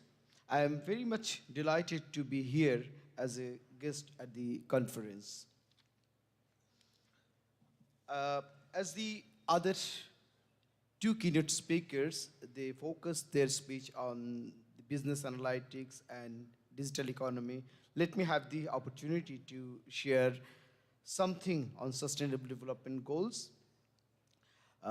We all know that the journey of sustainable development goals started back in 2015 with 17 very ambitious goals to bring peace, prosperity for all people in a healthy planet.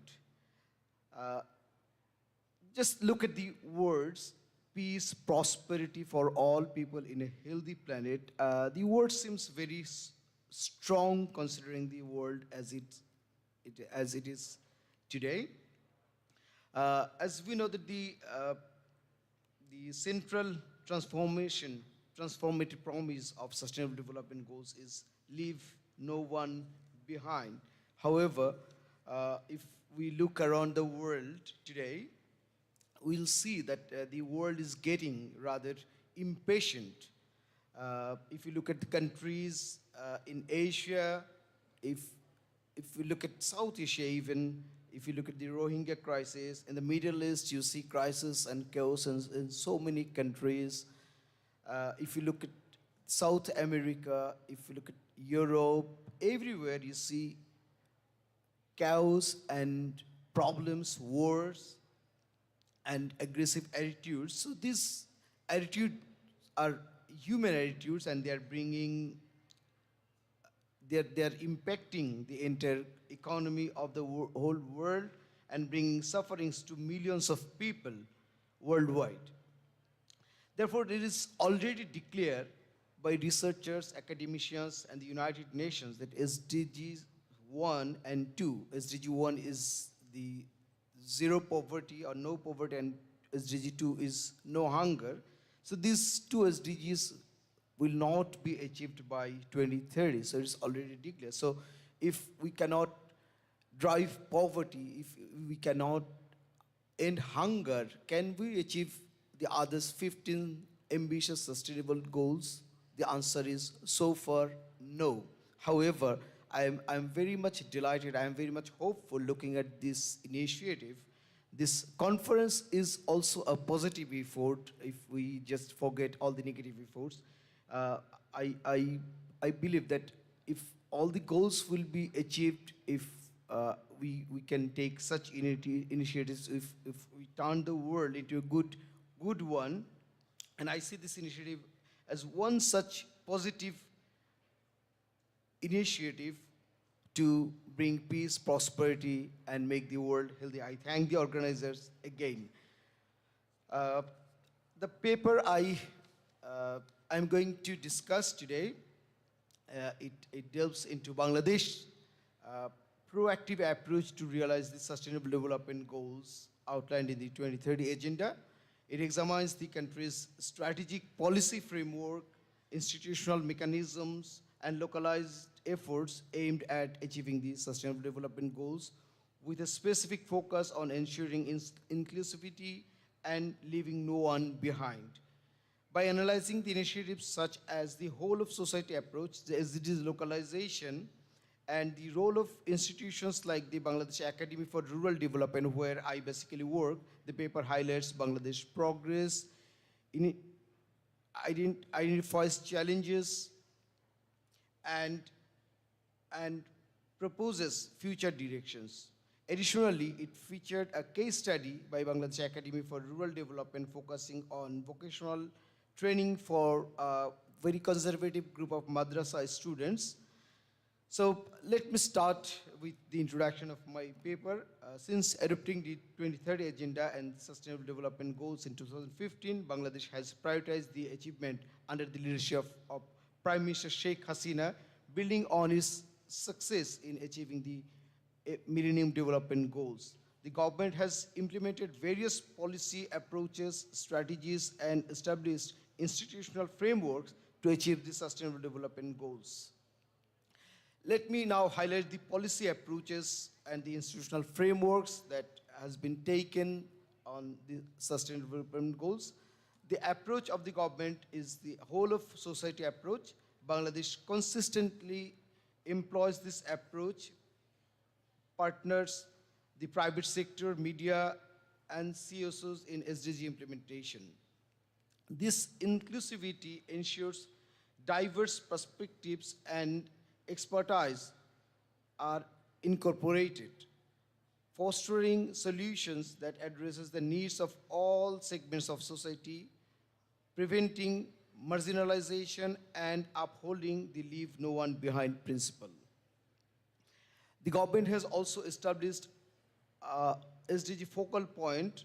The General Economics Division of the Planning Commission of the Government of Bangladesh is working as the SDG focal point, and considering the importance of implementation of Sustainable Development Goals, the government also formed an SDG Implementation Monitoring Committee. This apex committee, headed by the principal SDG coordinator in the Prime Minister's office, oversees and coordinates nationwide SDG implementation. Now let me have on the coordination and monitoring mechanism, focusing on localization of SDGs, recognizing the need to address spatial imbalances and ensure no one is left behind. The government prioritizes localization of SDGs. This involves 39+1 priority indicators. These indicators guide localization efforts, focusing on critical areas for local level development that consider the unique needs and vulnerabilities of various populations within each locality. Direct and District and Upazila Committee. These committees oversee local implementation, ensuring local needs and priorities, including those of marginalized groups, are incorporated into development plans and interventions. A NATO model.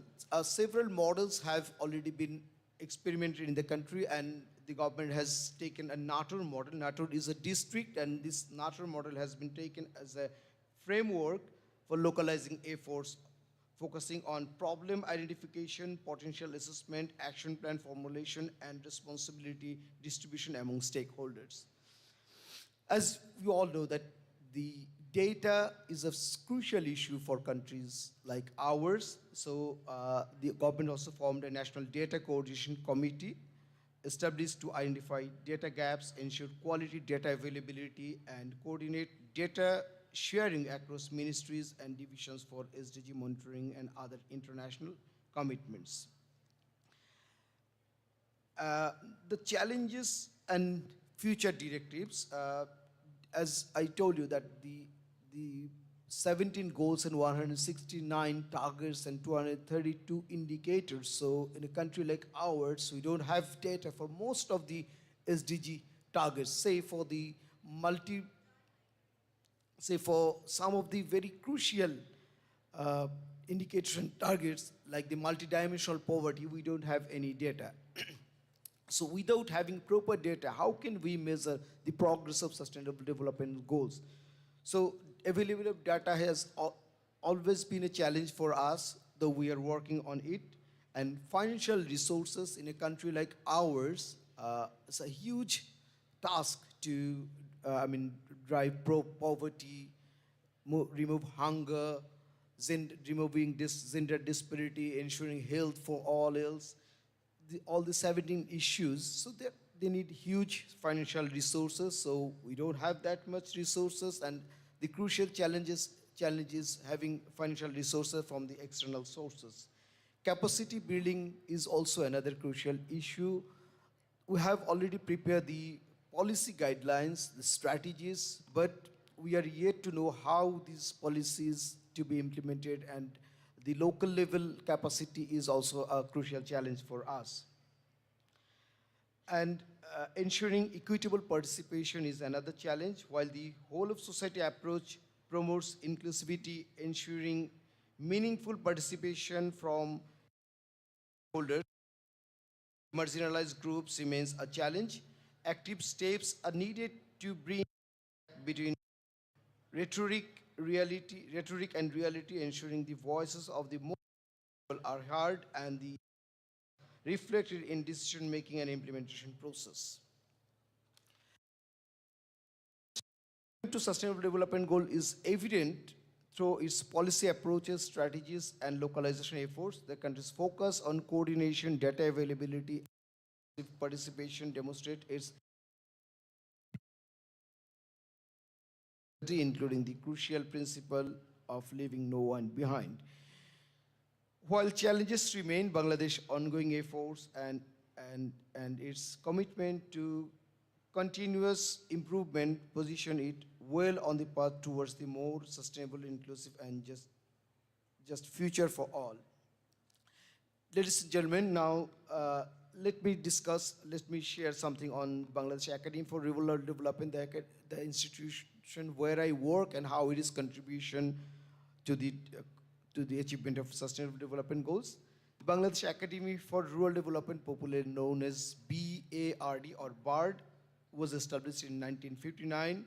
It's a leading national institution focusing on rural development. It functions under the Rural Development and Cooperative Division within the Ministry of Local Government, Rural Development and Cooperatives of the Government of the People's Republic of Bangladesh. BARD operates with the following key objectives: actively contributing to the achievement of the Sustainable Development Goals, training, providing training both for public and private sector officials and non-officials involved in rural development practices, directly contributing to the SDG 4 or quality education, and SDG 17 partnership for goals. The civil servants also take their mandatory training courses. It's known as the foundation training course at BARD. The Bangladesh has 26 civil service cadres, so particularly the local government engineering department and the health professional member of the health department, they also take their foundation training course, and some of the education cadre officials, they also take their foundation training course at BARD. Research is another focus area of the organization, conducting action research and applied research on various aspects of rural development with an emphasis on practical solution and policy recommendation, informing SDG 2, Zero Hunger, SDG 1, Sustainable Development, Sustainable Cities and Communities, and SDG 13. Experimentation. BARD experiment development phenomena to develop as development projects, experimenting within new approaches and models for rural development such as cooperative societies and evaluating their effectiveness, contributing to SDG 1, no poverty, and SDG 8, decent work and economic growth. Dissemination of knowledge is also another objective of BARD, sharing research findings, best practices, and training materials within stakeholders through publications, conferences, and online platforms, aligning with SDG 16, peace, justice, and strong institutions. Let me highlight some key achievements of the Academy.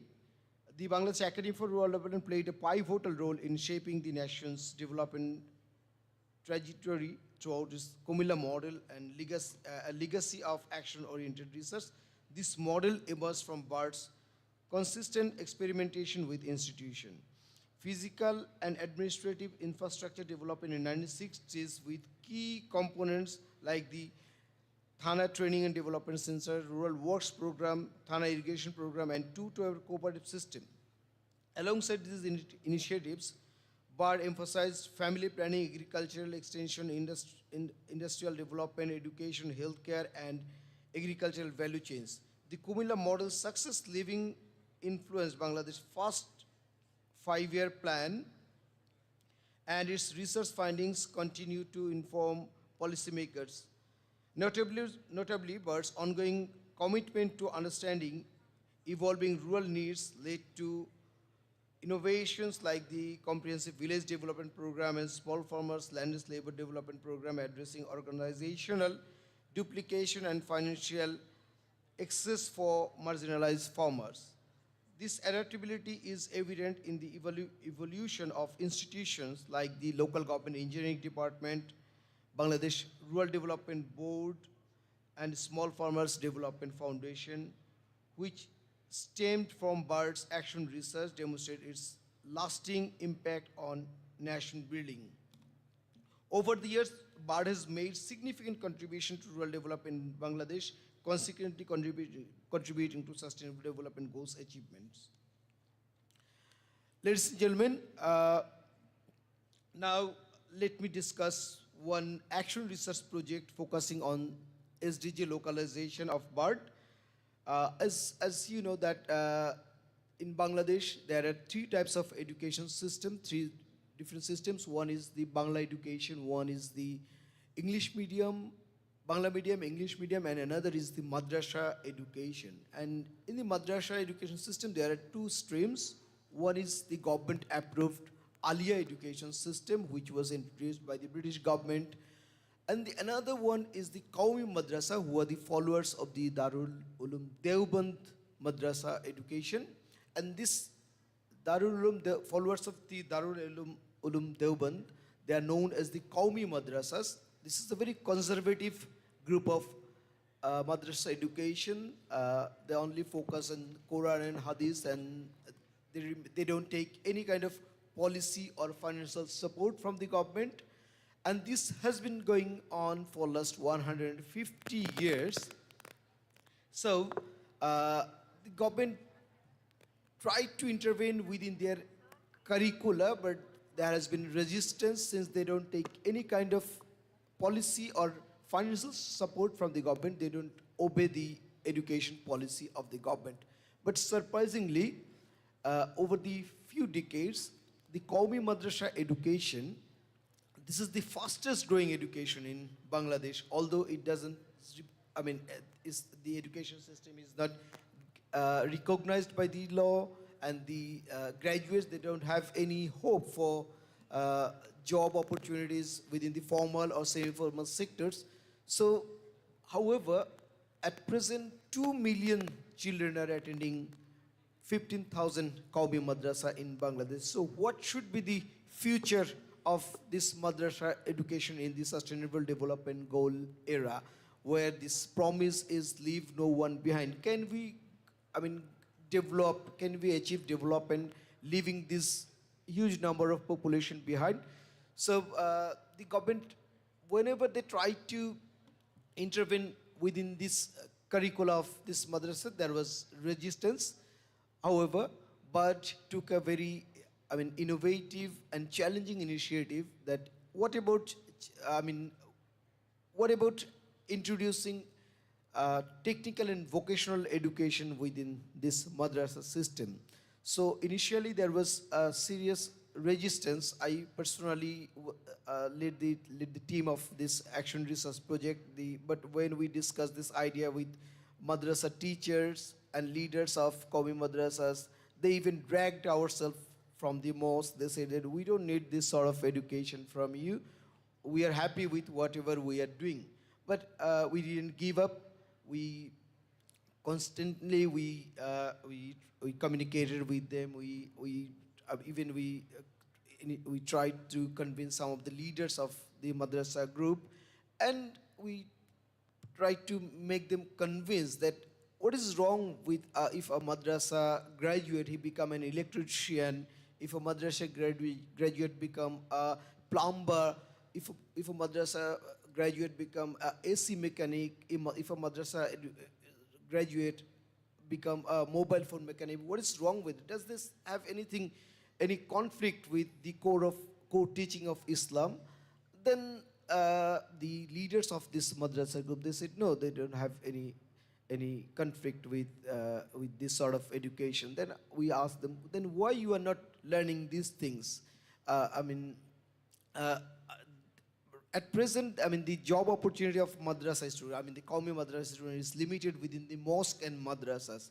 So we asked them that, can we just contribute in the economy of the country like other people? Can we just become an engineer, take mechanic? And so this is how we try to communicate with the madrasa. We try to convince the madrasa teachers, and later on they agreed, okay, then what do you want to do with us? So at the very beginning of our action research project, we offered them a free training on computer, basic computer and ICT. We also promised that each of the participating madrasas, they will get free computers with printers, because they don't use computer and printer. But they realize that these things are very much necessary for their sustenance. Then we offered free training courses for madrasa education, and interestingly and surprisingly, I should say that the performance of the madrasa students and teachers, though they don't know much English, mathematics, don't know very good Bengali, but their performance in the training courses was really very, very good, and they were very much disciplined, and they followed our instructions, and we were surprised even looking at their performance. So at the very beginning of this action research project, we ran a few free computer training courses, and surprisingly many people also donated us with computers and other things necessary for this madrasa education, and this made us very much hopeful to go along with this action research project on madrasas. Then the Prime Minister of Governance Innovation Unit of the Prime Minister Office, they also came forward with our idea when there was some news on the media and social media and the mainstream media on our success with madrasa, conservative madrasa group, that they are taking training in Bangladesh Academy for Rural Development. Then in the course of time, then we thought that the only 1 or 15 days training will not have any impact on this huge group of conservative madrasas.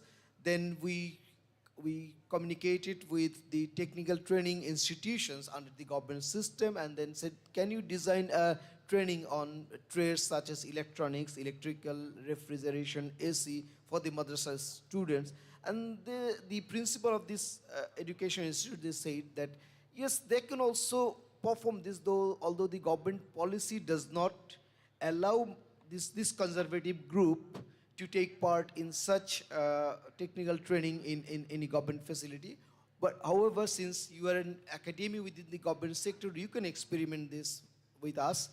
So we started in 2022, we started the first training course under the technical and vocational trade with a group of 30 madrasa students in refrigeration and AC trade, air conditioning trade.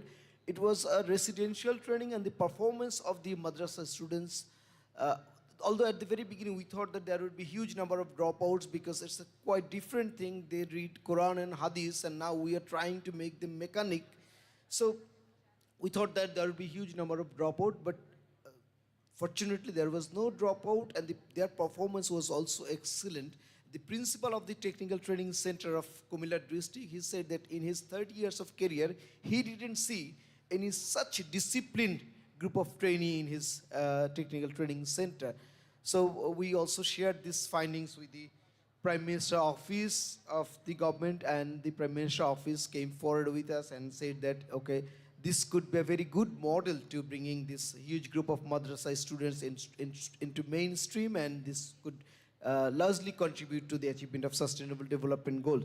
So this is the case study of Bangladesh Academy for Rural Development on achieving sustainable development goals, including the Qawmi madrasa students in Bangladesh. So, ladies and gentlemen, I'm not going to prolong my speech any longer. Thank you very much for inviting me. It was really a very great opportunity for me to speak in front of this huge gathering. Thank you very much. We wholeheartedly thank Abdullah Al Hussain sir, Joint Director, Bangladesh Academy for Rural Development for your valuable information.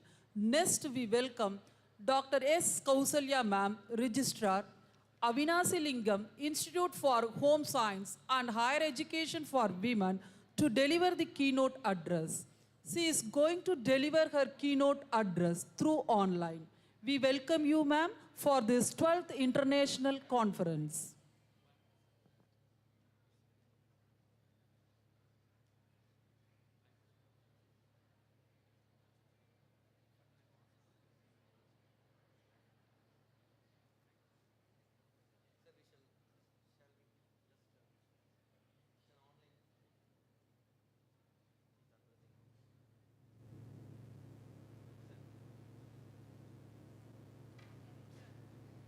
Dr. S. Kausalya ma'am, Registrar, Avinasi Lingam Institute for Home Science and Higher Education for Women, Coimbatore. She is going to deliver her keynote address through online. We welcome you, ma'am, for this 12th International Conference organized by PG and Research Department of Commerce.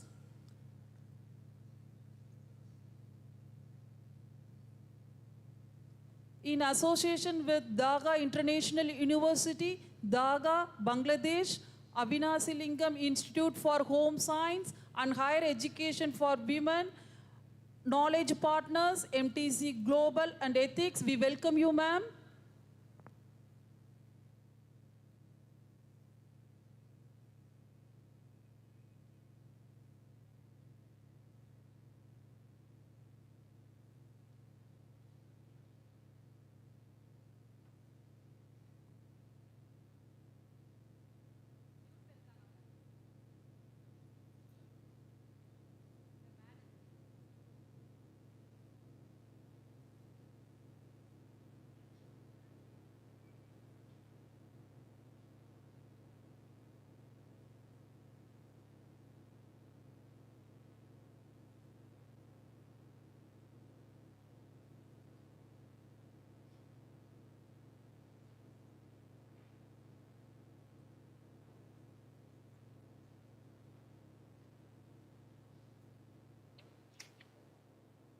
இல்லை இதுக்கு mic வச்சுருந்தோம்ப்பா mic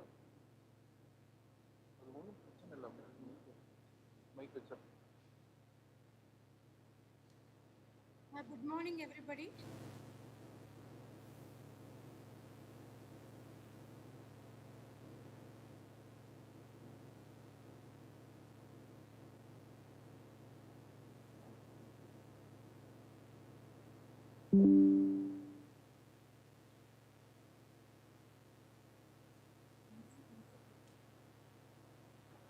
Ma'am, it is audible, ma'am. You can start. Yes, yes. It is audible. Am I audible? Yes, ma'am. Okay. Can I start?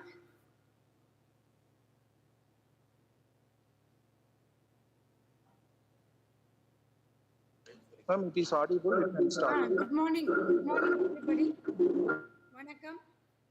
It's a wonderful joining online to all the respected dignitaries of the prestigious 12th International Conference on the important topic Synergies Unleashed, Charting the Future Landscape with Business Analytics, Sustainable Development Goals and Digital Economy. So it's a great pleasure that I'm joining you all online, and I wish and salute the contributions every year by the Managing Director of the prestigious Vivekanandha Educational Institutions and Hospitals, Mrs. Krishnaveni Karunanidhi, Madam lighted the lamp, and all the other dignitaries also joined, I understand. And the welcome address was given by our own alumni, Dr. Baby Shakila, in fact, the principal of the college. In fact, I am very proud to say that she is my batch of student, who studied with FS and biochemistry, an illustrious reader, I should say. And thank you, Dr. Baby Shakila, for the opportunity given. And the Director of Commerce for the conference theme that Dr. Sashikumar has envisaged with all the co-partners. I salute your contributions, sir. And the presidential address was given by none other than Vidya Ratna Professor Dr. Karunanidhi, who is the chairman and secretary of the prestigious institutions. Thank you, sir, for your insight in joining all the institutions to make this conference a wonderful success. And the Vice Chairman, Dr. Kripanidhi MD, with emergency medicine as the specialization, leading with the hospitals.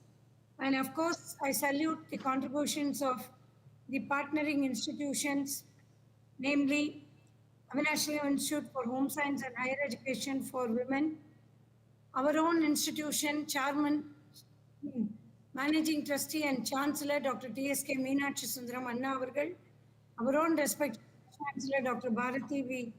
Harishankar, who conveyed their greetings to all of you. Coming to the another prestigious institution, Dhaka International University, Dhaka, from where we had the Board of Trustees Chairman and Advocate Supreme Court of Bangladesh, Dr. Barrister Shameen Haider, who gave the inaugural address and keynote address. There's the Vice Chancellor, Professor Saiful Islam, Dhaka International University, and of course the Joint Director, Mr. Abdullah, and Dr. Krishna Kumar, Professor and Head Department of Commerce, our own leaders from the Department of Commerce, Dean Professor Shanti, who was a former HOD and Dean of Commerce and Management, and Dr. Kanyamal, HOD of the Department of Commerce, Director, SF Studies in Commerce, Dr. Raja, also the organizing secretaries, Dr. Vimala, and the from campus 2, I think another staff has joined, and the entire organizing team from our university, Dhaka International University, and also from Vivekananda College. It's a wonderful team, and I take pleasure to participate in giving my just 2-minute address in the term that the conference focuses on exploration in the areas of business analytics, SDGs, and digital economy and their coordination in creating positive impacts and shaping the business landscape. Being a nutritionist myself, I always look upon with the SDG 17 goals, 1, 3, 15, 17, 5, and all that. But still, for any nation to come out, the economy and the GDP and the growth is very, very important in terms of whatever you say. It is compared with 1, 3, 5, 7, etc. So we all have to work together to bring the global economy per se, and India's and Tamil Nadu's economy as well. So we always relate to whether the leading scientist of IoT or digital or analytics or commerce or whatever you say as accountancy. Last week we had an international conference organized by our own Department of Commerce and headed by Dr. Shanti and Dr. Kani Amman and all the others. It was very interesting. And today, of course, the conference emphasizes the role of analytics in extracting meaningful insights from data to drive better decision making in various business contexts.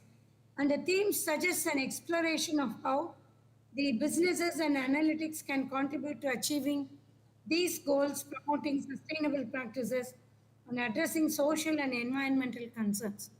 I understand from the media that many IITs who write with the toppers has joined, the advanced JEE also, enter the IIT, leave the IIT, create a startup with business models and become entrepreneurs. That's a style now. And of course, our Prime Minister, Honorable Narendra Modi ji, has given many pointers through Government of India for educational institutions and other masses.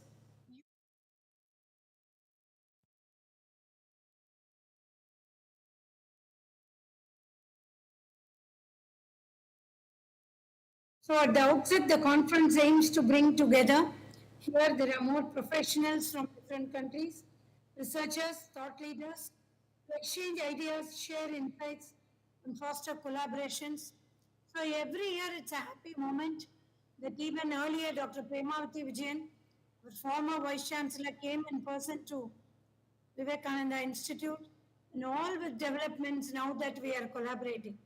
So jointly, the conference proceedings should lead, the deliberation should lead as pointers to Government of India, policy makers to give good governance to the globe as well as to Indian business model and economy per se.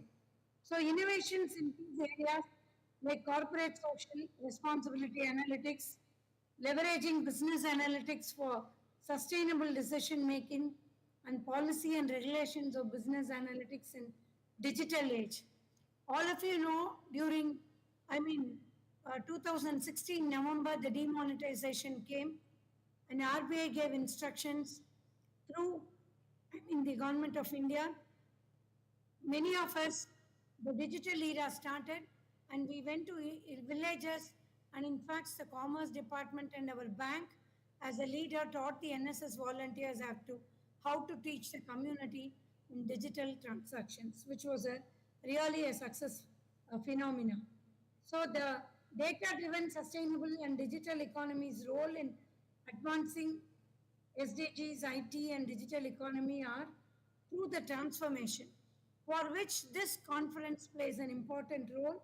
And of course, we know many terms now which are used, blockchain, technology, and different pedagogies to teach in the education department, and how the students will take up in terms of sustainable supply chain. So this thematic structure aims to facilitate in-depth discussions, encourage interdisciplinary collaboration, and inspire participants to explore innovative solutions at the intersection of business and SDGs and the digital economy. Each team, sub-team also provides and many different, advocacy from different stakeholders are needed. It's a very big program. After this, with the members of the executives of the management, there's going to be a session. And also, our Dr. Shanti is going to give the vote of thanks.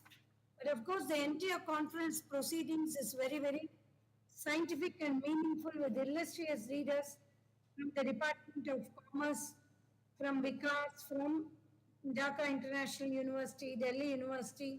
I understand from different spheres as the Nandanam College, different stakeholders from different institutions, from Christ University, Government Arts College, different education institutions are going to take part. I wish this 12th International Conferences organized and termed by the prestigious Vivekananda College of Arts and Science for Women, and also our own prestigious university with the A++ rank, and also Dhaka International University, with the knowledge partners as to ICSI, MTC Global, and other institutes who are partnering this great conference. I wish the deliberations and all the delegates a wonderful proceedings and the successful conference. Thank you very much and wishing you all the best. Thank you from representing Avinash Lingam Institute very much. Jai Hind, Vanakkam. We wholeheartedly thank Dr. X. Kausalya ma'am, Registrar, Avinashi Lingam Institute for Home Science and Higher Education for Women, for your intellectual, informative and inspirational speech. Out of your busy schedule, you spend your valuable time with us. Thank you, ma'am. Next, we request Dr. K. Kanniyammal, Professor and Head, Avinashi Lingam Institute for Home Science and Higher Education for Women, to deliver the keynote address for this 12th International Conference. Good afternoon, students. Thank you. Very good afternoon. Respected dignitaries on the dais, managing committee members of and teaching faculties of Vivekananda College for Women, Tiruchengode, Avinash Lingam Institute for Home Science and Higher Education for Women, Coimbatore, Dhaka International University, Bangladesh, MIT Global Institute, Bangalore. Very good afternoon, all of you. And I am happy to register that this conference is focusing towards the three aspects for sustainable development. That is, data analytics, sustainable development goals, IT and digital economy. And now, we have to face these challenges, and regarding these aspects, our eminent personalities have deliberated the importance, challenges and issues in adopting these technologies in the technology world. We know very well that the countries in the world are moving towards technology, and we too have to adopt the changes. In order to compete with the world economy, we have to follow the changes adopted and suggested by the eminent personalities. And we all know India being the richest country with the younger population like you. So you students should join with the youngsters for the national development. So you have to contribute for the economic development of the country. So with these few words, I wish to extend my sincere thanks to all the authorities for giving me this opportunity, and I request the students to take the notes of all the deliberations and try to follow and implement, because the world is competitive nowadays, and not only competitive and also technology oriented. This conference is mainly meant for you youngsters, how the world is moving on. So kindly take a note of it and try to follow. I wish all of you good luck. Thank you. We wholeheartedly thank Dr. K. Kanniammal ma'am for your effective and excellent speech. Now we request Professor Dr. S. Kuppusamy sir, Executive Director, Vivekanandha Educational Institution, to deliver the felicitation address for this 12th International Conference.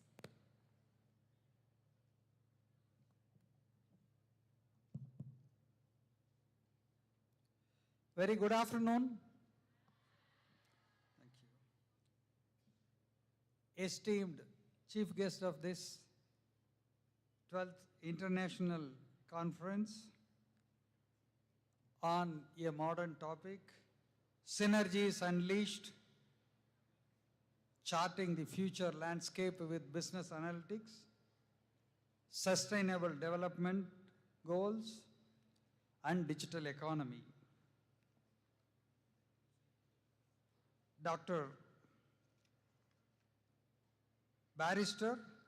Shamim Haider Patwari, former Member of Parliament of Government of Bangladesh, and also the Supreme Court of Bangladesh is an advocate, and the Chairman of the Board of Trustees of Dhaka International University, Bangladesh.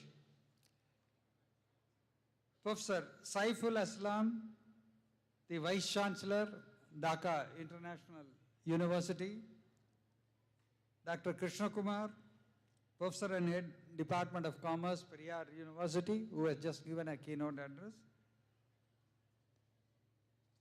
The other distinguished guest, Mr. Abdullah Al Hussain, Joint Director, Bangladesh Academy of Rural Development, Ministry of Local Government and Rural Development and Corporates, Government of Bangladesh. Dr. Kausalya, who has just come on online from Avinash Lingam University, the registrar, who has spoken to you just now.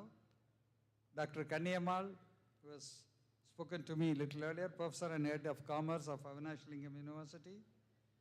Ms. Rajula, Regional Manager, Globethics, South Asia Center, Bangalore. I think some more I have left. The other names are there. The other two professors from the Dhaka International University, Bangladesh. Then professors from the Avinash Lingam deemed university. The principal, the head of the departments of commerce, Dr. Sasikumar. We are talking of all on data, information, digital, including the money or transaction assets, whatever that you talk about, everything is mentioned in terms of the digital component. I think the only thing which people have left out from the digital is the food, the father, the mother, our relatives, or the kids or whatever it may be. Except that everything we say that it can be digitized. I do not know when the other things also people will say, yes, we will be able to digitize. When you go to your doctor, then it is also your parameters are digitized. When you wear a watch, that is also digitized. When you have your mobile phone, that is also digitized. We are in a world of digital. We are in a world of, ones and zeros. When we say digital, that is what we have to talk about, ones and zeros. When we are living in this world, a kind of learning what is that as a commerce student that you have to do. I only roll back about 30 years back when people were trying to digitize and give it in a comfortable form to the accounts people. They were not agreeing. They said, we don't want to have all your computers. We are happy with our double entry system with registers, putting your credits and debits and then spending time. I still remember whenever we visit the bank, they used to spend, the closing time may be at 2 o'clock for the banks on those days. After 2, the bank is not open for public. But the bank employees, they will leave at 8, 9, 10. Even I have seen in the banks, State Bank of India in Chennai, they worked up to 10 o'clock in the night. When I asked those employees, the manager, they said, sir, we are not able to reconcile the receipt and the debit. Whatever they have paid, whatever they have received, it's not tallying. Somewhere there is a problem. But still they do an entry, 2 entries they make manually. So under such circumstances, they were not agreeing. No, the computers will give us more burden. And of course, it took a turn, and over a period of time, they also learned. And now, for your information, I always say, it is not the technologists who rule the organizations, but it is the accounts people who rule this organization. You name most of the CEOs, managing directors, or the vice presidents and all that, most of them, the large percentage of them, they belong to your category, not to the technology category. They have started using this technology very effectively, and that is why today they say that, yes, we are in a position to transform the world by giving huge amount of business to the organization. The business has become now digital. If you want food, if you want to buy anything, now there is no need to go for shopping. Everything comes to you. You, by press of a button in your mobile phone. Well, of course, you should thank the technology for transforming it. But it is up to the people who use it very wisely is important. Because the kind of threats that also has been associated with the use of this digital technology is also has grown up, and you would have seen every day people are complaining or probably putting up in the WhatsApp and the news and all that, so much of money has been swallowed by unidentified people for no reason or whatever it may be. The technology on one side we grow, but on the other side there is also a threat.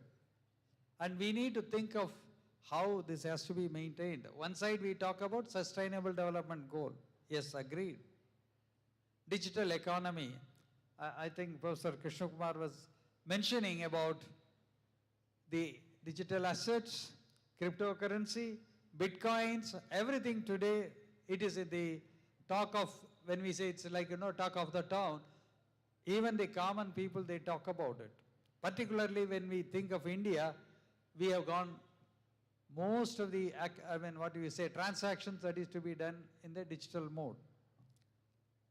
When we are on that level, now we have to open up our mind and also think in terms of what or how we can prevent the kind of crimes that can happen on this. That is a challenge in front of you. Well, sustainable development is fine, but the challenges which are associated with this also is very critical and important. That is where the younger generation like you people have to think how we can protect the people's interest while we are progressing in different aspects.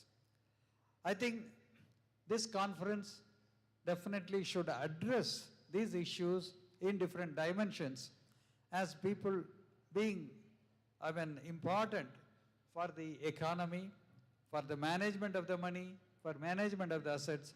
You should be able to think solutions and give us what we can do. The technical people can only develop tools and give you the solutions, but the ideas that you have to develop and promote.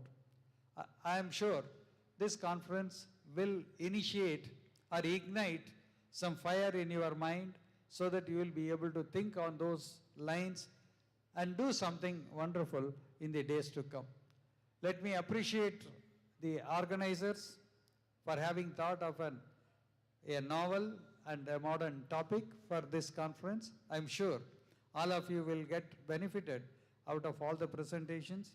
In fact, morning, the people who talked about right from our chief guest address, he is a specialist in IPR, is a lawyer who looks after the intellectual property rights. Today, intellectual property rights are in stake because everything is digitized. And of course, from the legal side also, we need to look at it, how we can work and make comfort to, give comfort to the people. And similarly, different other dimensions also have been touched upon by the earlier speakers. I'm sure all of you would have taken note of these things and start probably exploring on the new ideas that can emanate from this. If that can happen, then I'm sure this conference would have achieved its success in the next 2 days, whatever it's going to happen over here.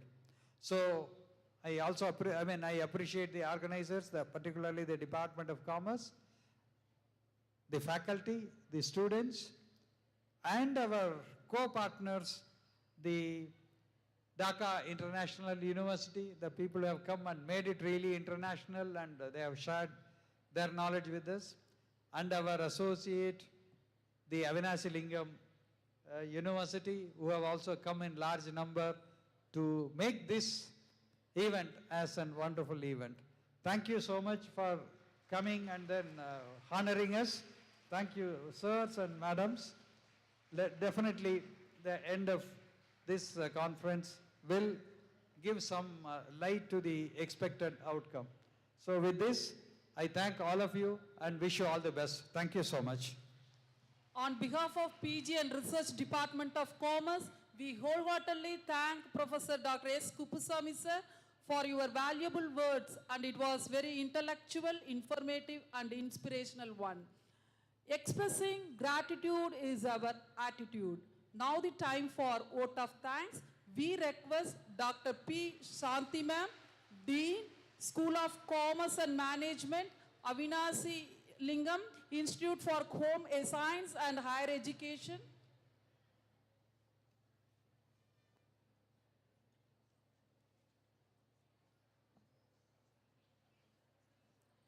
Good afternoon to all the esteemed guests on the dais and off the dais and dear participants. It's a great honor for me to deliver the vote of thanks at the inaugural session of the 12th International Conference on Synergies Unleashed, Charting the Future Landscape with the Business Analytics, Sustainable Development Goals, and Digital Economy.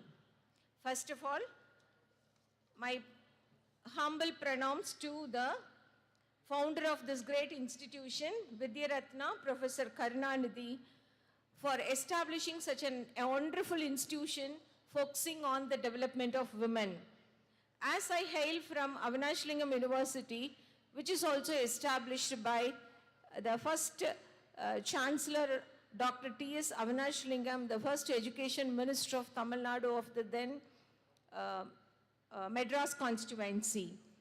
So since both institute a wonderful conference every year, my honorable thanks and gratitude to Dr. P. Baby Shakila, Principal of VICAS, for providing a wonderful welcome address explaining about the significance of how India as a country and advanced in the digital payment technology and how it's been recognized around the world. Thank you, Madam, for welcoming the gathering today.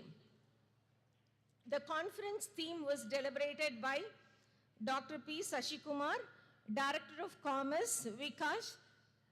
We render our heartfelt thanks to you, sir.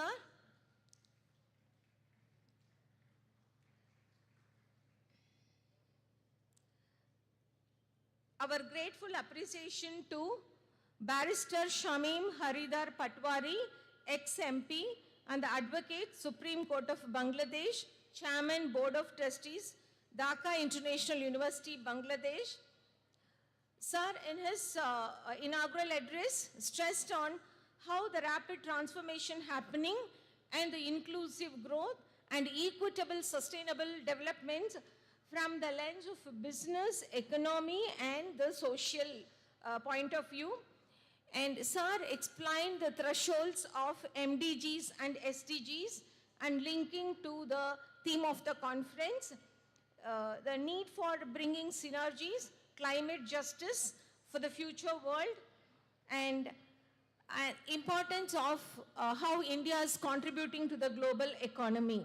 Thank you, sir, for highlighting on those points. The keynote address, we thank Professor Saiful Islam, Vice Chancellor, DIU Bangladesh, for delivering the keynote address. The sir expressed on the components of digital economy, the digital focus of the business, and the new emerging models with the technology, role of AI, blockchain, cloud computing, ML, and big data analytics, and what is the concerns relating with the issues on privacy and data security. Thank you, sir, for wonderfully deliberating on such a theme. I extend my heartfelt thanks to Dr. K. Krishna Kumar, Professor and Head, Periyar University, for the keynote address on the theme, Crypto Assets, and the G20 declarations on the crypto assets, and how to deal with complexities, and how India has to take forward with other countries of the world, expressing on a lot of regulations and monitoring systems to be developed on those lines. We thank you, sir, for such a kind of technology developments in the innovations you brought out today. Thank you, sir. I thank Dr. Abdullah Al Hussein, Joint Director from BARD. In his keynote address, he insisted on the SDG goal of peace and prosperity to all and leave no world behind. And sir, it is very much highlighting that unless we achieve SDG goal of 1 and 2, we cannot proceed further anymore. So that was an intake from your deliberation, sir. Thank you very much for that. Our gratitude to our own registrar, Dr. S. Kausalya from Avinash Lingam Institute for Home Science, Higher Education for Women. Madam, being a nutritionist, further on advanced with SDG goals of 1, 3, 5, 7, 15 and 17. The importance of these goals to the humanity and how to take forward, and the development of data analytics and usage in decision making for sustainable development, and the madam's emphasis on the Startup India and Prime Minister's motto of be a job provider than a job seeker. So that was the intake from madam's deliberations in the keynote address, and how demonetization compelled the people of this country to adapt to innovations in technology. Thank you, madam, for the very thoughtful keynote address. I thank Dr. K. Kanyamal, Professor and Head, Department of Commerce, for her humble advice to the students to become very competitive, try to adopt technology and use it wisely. Thank you, madam, for such a very short and simple words of keynote. Our thanks are due to Dr. S. Kupuswamy, Executive Director, Vivekananda Education Institution, for the SARS inputs on the banking scenarios of yesterday and today. And what is the key, and insisting on actually the prime of the commerce students studying accountancy, that all the key roles of the organization is being with the accountant rather than a technical person. So in that, sir have given a crux of using technology wisely. Thank you, sir, your felicitations in this conference. I take this as a great opportunity to thank the Research Director of Vivekananda Institution, Dr. Balagurunathan, Controller of Examination of VICAS, and the conveners of this conference, Dr. P. Sashikumar, Director of Conference, and Dr. S. Shankar, HOD in charge of Commerce. We thank you, sir, for taking up this responsibility of organizing this conference. And the co-conveners, Dr. P. Munuswamy, Dr. S. Prakash, Dr. J. Arul, Dr. Senthil Kumar, Dr. G. Sumitra, Dr. A. Kavita, and Dr. Meenakshi, and Dr. K. Kanyamal from Avinash Lingam University, for the joint of having shouldered the responsibility of being co-conveners. Then the organizing secretaries, Dr. S. Nagarajan, Professor C. Rajendra Babu, Dr. Vimala and Dr. Kavita from Avinash Lingam University and VICAS for executing this event successfully. I thank the participants and the paper presenters from other academic institutions, the student participants, and the organizing committee members, and the press, and all the invisible hands who work behind and who's working behind for the success of the conference. Thank you, one and all. Thank you, Santi ma'am. Inaugural session of 12th International Conference is completed grand successfully. Thank you all. Let us start the technical session afternoon sharply at 2 o'clock. Thank you all the dignitaries. Let us start our technical session sharply 2 o'clock, 2:30, sharply 2:30. Let us all join. Now the session is completed. Thank you all. Dear students, can I have your attention for a minute? Yeah. Third years and postgraduate students who are attending the moonlight dinner today, you go and have your lunch and come back by 2:30. Other students, please stay back in the auditorium. Food has been arranged in front of the auditorium. Please wait. Okay? Third years and postgraduate students may leave. Others stay inside the auditorium. Thank you.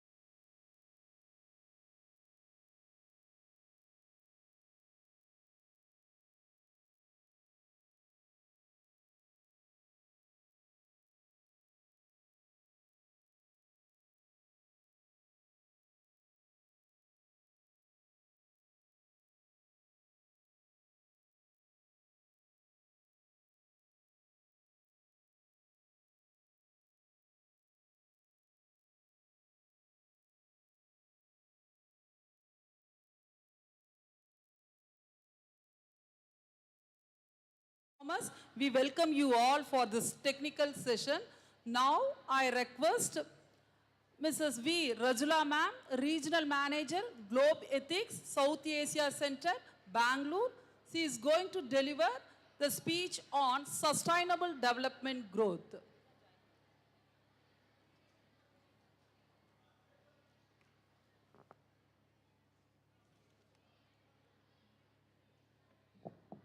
Good afternoon. It's very noisy at the back. Students, can I have your attention? I was also a teacher for 11 years. I want one of you to come and stand here to have a feel of how a speaker will feel when the entire crowd is talking before the teacher. So you are here to listen. I will also listen if you come and talk to me. When you try to talk to me, if I talk to somebody else, there is no point in human relationship. Okay, so next 10 to 12 minutes, I'm going to engage you. And very good afternoon. I bring greetings to you all from Globathic South Asia Center. And this is the second time that I'm standing before Vivekanandha College stage. And my special gratitude and thanks to Dr. Sashi Kumar. Through him, the second visit also has become possible. And I especially thank Dr. Baby Shakila, the principal, for effectively, she has a very dynamic leadership and she's the motivation behind many things. So that's what I really appreciate when people call her Iron Lady, Rock Lady. So my appreciation, it's not easy for somebody to call you, an Iron Lady. You should have done that much. I'm really honored to meet you, ma'am, and many more successful achievements on your way as a principal, and God bless you. And I'm really thrilled that in this particular area, Vivekananda College is putting a lot of effort on sustainable development goals. I don't know how many of you know the age of sustainable development goal. Anybody knows how old is the sustainable development goal? when it started and when it is going to end?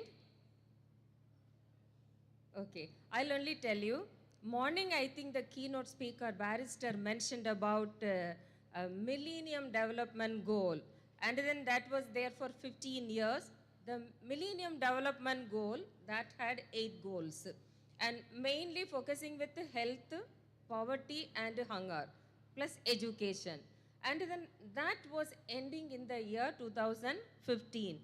And they had a target. It wasn't fully achieved, but majority of what they had planned was achieved. And can we just leave the world like that we have achieved something, the world will go on? No. Human intervention should be ongoing if the result that we achieved through that Millennium Development Goal should continue in this world.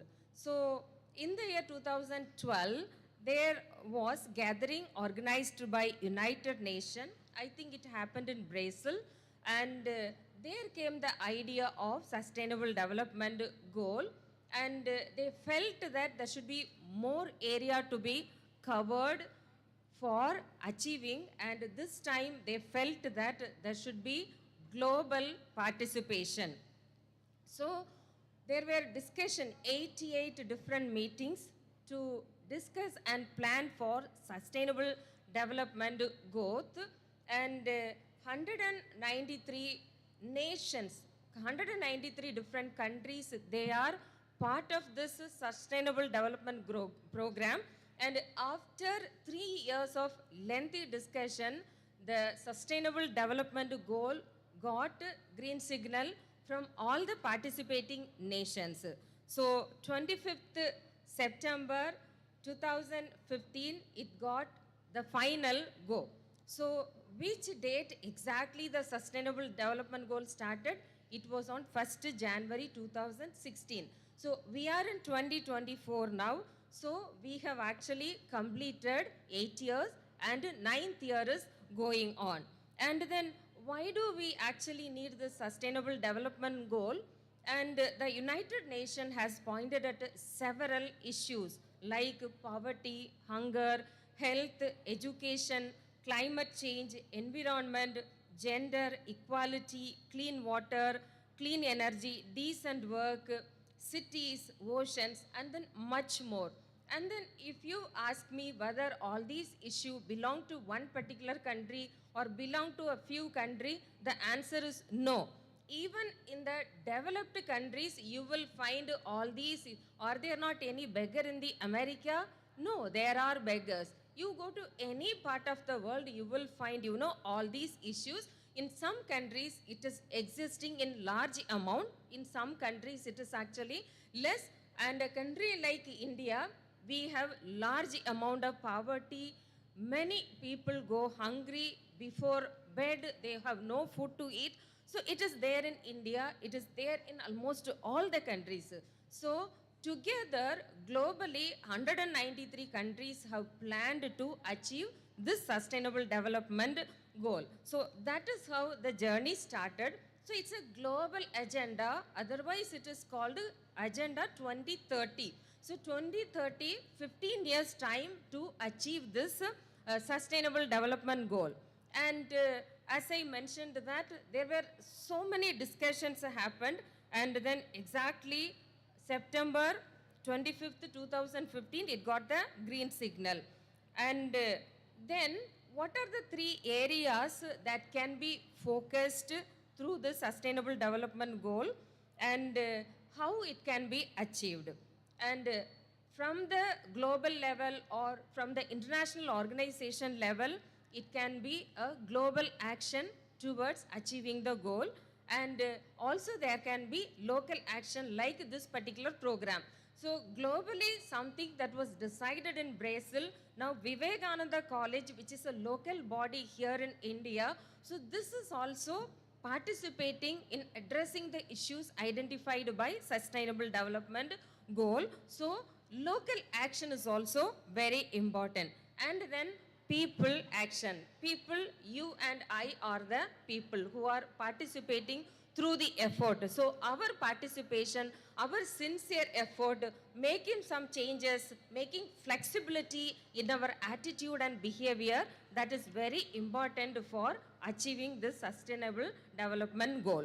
And then the agenda, as I mentioned, that many issues actually I mentioned here, and because it is global agenda, globally also they cannot address everything, and then there has to be local initiative. There has to be inter-country or intercontinental initiative to address the issue. So this program is an example that a local institution, Vivekananda College, has tied up with Dhaka International University, that is from another country. So here it is two countries coming together to participate, to become successful, to achieve the target that are there on sustainable development goal.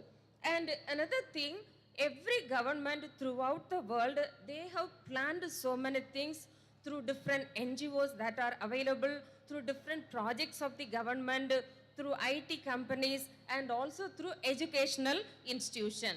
And I strongly believe that through the government alone, we cannot achieve the sustainable development goal, and there has to be contribution dramatically and a lot from higher education institution, and this is again one such example. And the cost throughout the world for every year, 2.5 trillion estimated as an expense. United Nations is not spending that amount. Every participating individual, institution and country is spending the money to address this particular issues. And there are 5 pillars for this sustainable development goal.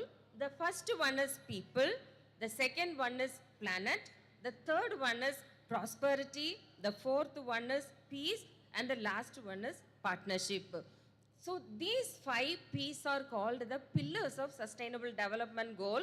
And why these pillars? Because when you try to achieve a target for the sustainable development goal, it should actually have some impact on any one of the pillar. So if it is not making any impact positively, or there is no change in the 5 pillars, that is people, planet, prosperity, peace and partnership, then that means we are going on a wrong track. We are not successful. So we have to ensure that any effort that we take, it is actually having a consequence with any one of the pillar. And now you will have a question. In Bangladesh, I heard, I wanted to tell the Dhaka International University, there is one international institution called Practical Action, and they have joined hands with one NGO called Lamar Foundation there in Bangladesh, and they do remarkable thing. They do river cleaning in Bangladesh. So you know how contaminated the rivers in India, including river Ganges, which is considered a holy river. Earlier, people in India, they used to catch the fish for their food, and they used to drink the river water for bathing and also cooking. And now the river is contaminated throughout the world, in India also.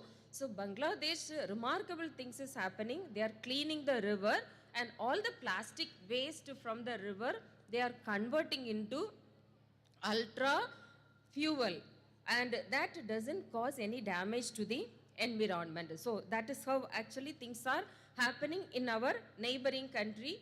And when it comes to Vivekananda College, what I can sense as a contribution towards this sustainable development, you are addressing hunger, and also you are addressing women empowerment, you are also addressing education.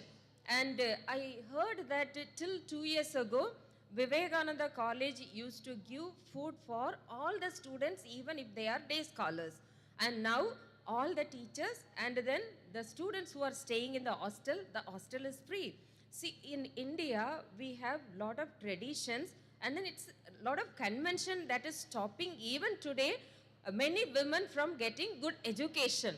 There may be some exception, but even I come from a village where only men used to be given education, thinking that she is anyway going to become a housewife after her marriage.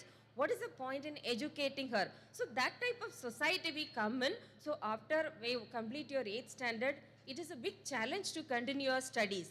But I appreciate the effort. Every year, so many thousands of students from the rural and village area, they are coming to Vivekananda College, completing their degrees, and they are self-reliant now, smart ladies, going with boldness. They have no fear because they can work and earn and stand on their own leg. I also heard that so many training programs for the students and teachers. What else you need actually, for a survival in this world? So I definitely admire that already Vivekananda College is contributing a lot to the sustainable development goals. And also, as an education institution, what else you think that we can do? And I'm sure there is a research section in your college. And what you can do, education, if you are educated, you can really shake the world. And you can make a difference wherever you go. If there is a problem, you can solve. If there is any difficulty or complex situation, you can untie it very easily. Education is actually removing the darkness from you. And when you educate yourself, or when you learn about sustainable development as a responsible teacher, what you have to do, what you have learned, you have to teach to the other person. So share with another person. When you get something nice, you don't keep it with yourself, and you distribute or you share the knowledge with the students. When the students pass out from your institution, I am sure wherever they are, whether they are working or they are in a different country, they will make a remarkable contribution from the learning that they have taken from the teachers here. And what your research department can do, India is a country. We have linguistic state, we have many castes, we have all the classes, low class, high class, whatever class, and then we have economically poor people, we have tribal belt, and it is pluralistic country. We have many religion. And then it's not easy all of a sudden you want to implement sustainable development goals to be achieved in India. So there has to be systematic study, scientific study. For what you have to do the scientific study?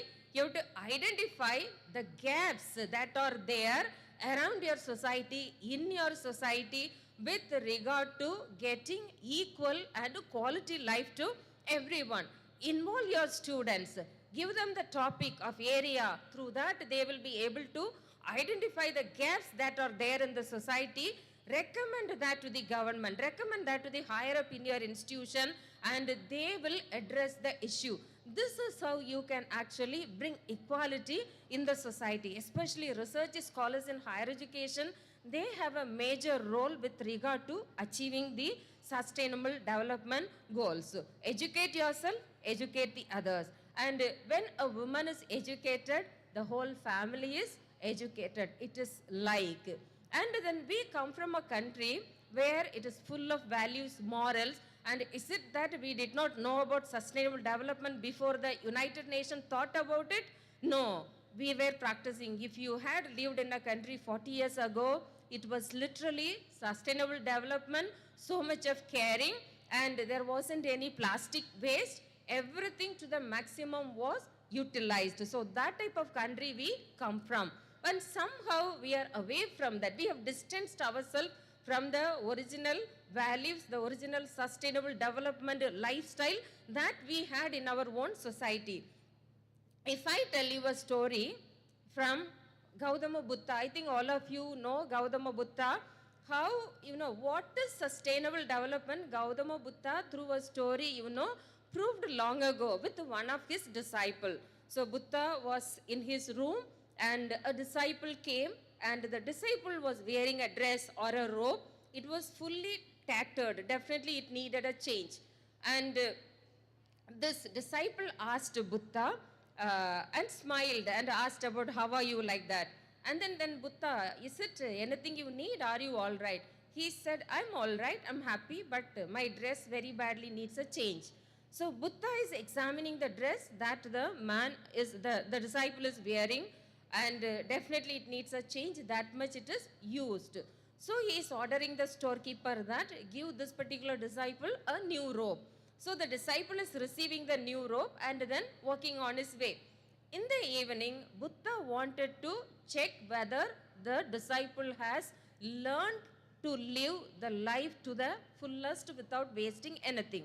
So Buddha is walking closer to the disciples' place and they are exchanging words again. And Buddha is asking, are you happy with this new dress? The disciple, yes, of course, Buddha. How am I looking?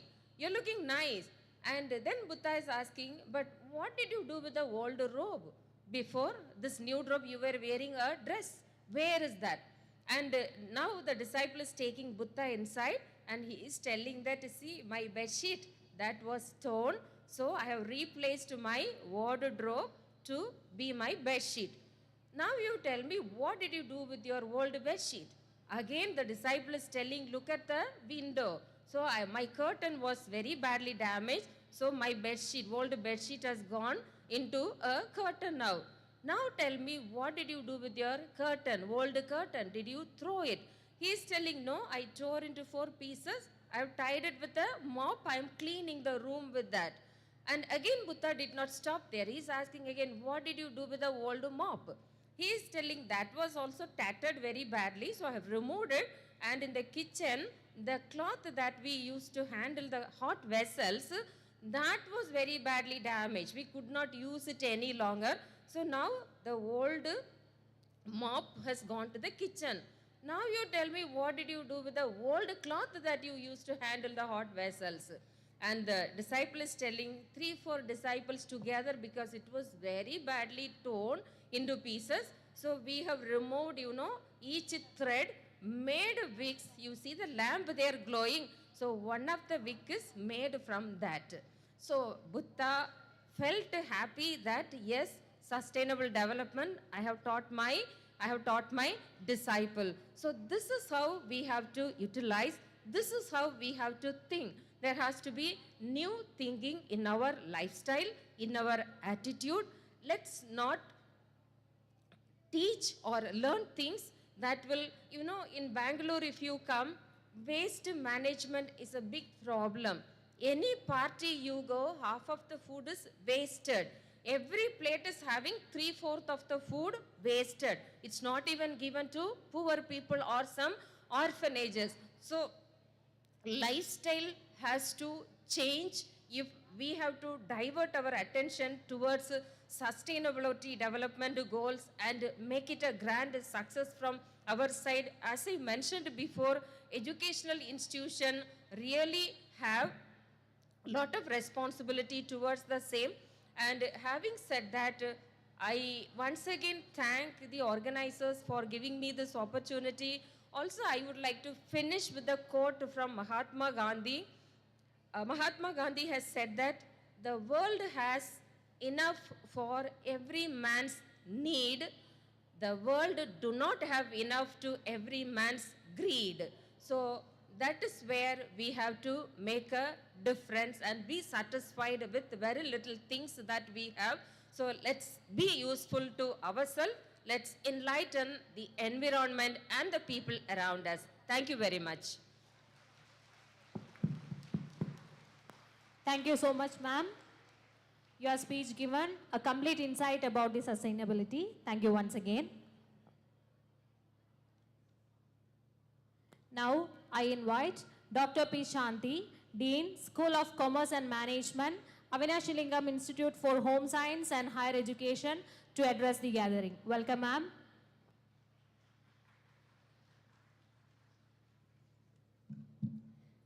Good evening to all. To address you in another opportunity. The topic of the session today is about business analytics. But though it is a business analytics, I am starting on with business analytics and moving on to sustainability. Actually, when you just see that in your research, maybe PG students, while doing research, you do some kind of analysis with statistical tools, and mathematics students do certain analysis. So all such things are done with the data where the analytics plays a major role. So when the data is becoming more and more, there is a huge need for putting technology, higher end technology into it. Now I am moving on to, in continuation of Regina's madam's concept of sustainability. Actually, madam was giving an example about Buddha and how the cloth, the travel of cloth to different stages, madam was telling. That is being phrased now today is a circular economy.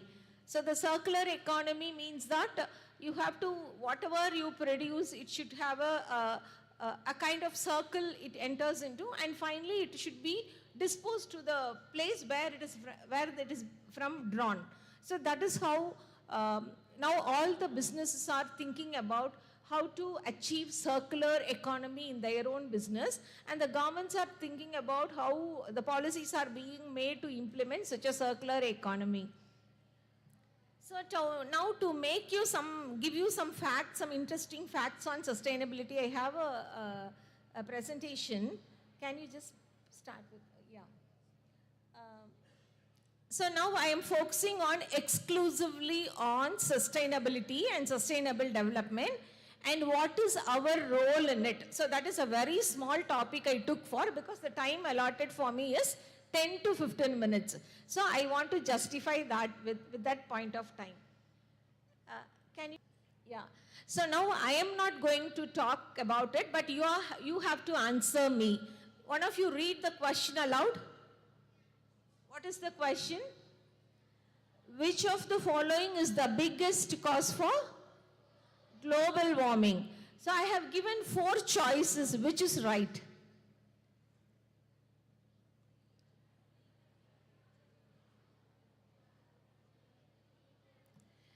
Which is right? Can anybody answer from the audience? Yes, please, bit louder. You can Google it and see what is GHG emission.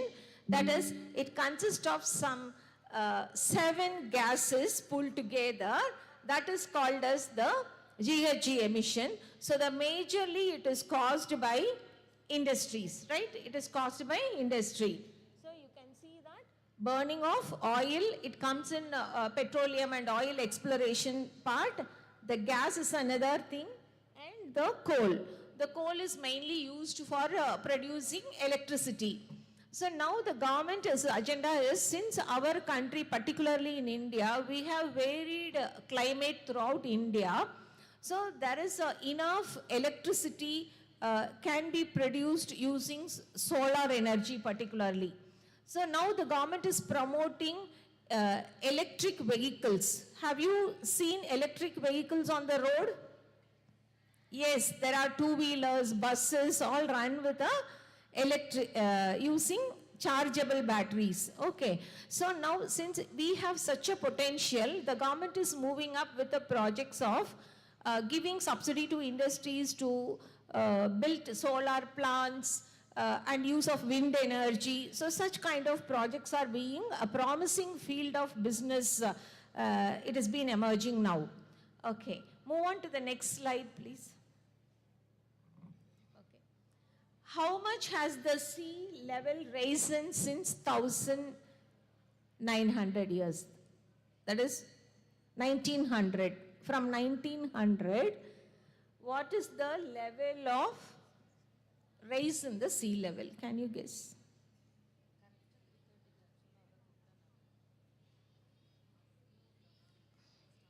It is 3?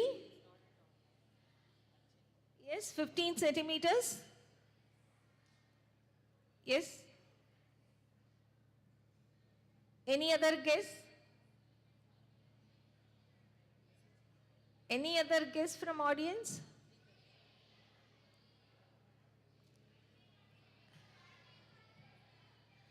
Okay. So I'll tell you, the least number is the rise of the sea level. Okay. So can you just see 2 centimeter rise in the sea level? How much is the 2 centimeter in your scale? Is it very big length or very small? Very small. But if it raises at that kind of levels, no, even 2 centimeters rise, there is lot of floods. the melting of glaciers takes place. This is because of greenhouse gas, impact of greenhouse gas, climate change, then melting of glaciers, all such things happening here. So actually, every year, 3.2 millimeter rise in the sea level. You just see 3.2 millimeter. So such a small level rise in the sea level, but we are not able to notice it. We are not able to notice such a very small increase, but it causes a tremendous flood, lot of destructions, and some collisions, all such things are happening. Some natural hazards are happening, even a small rise in the sea level. Okay, next slide.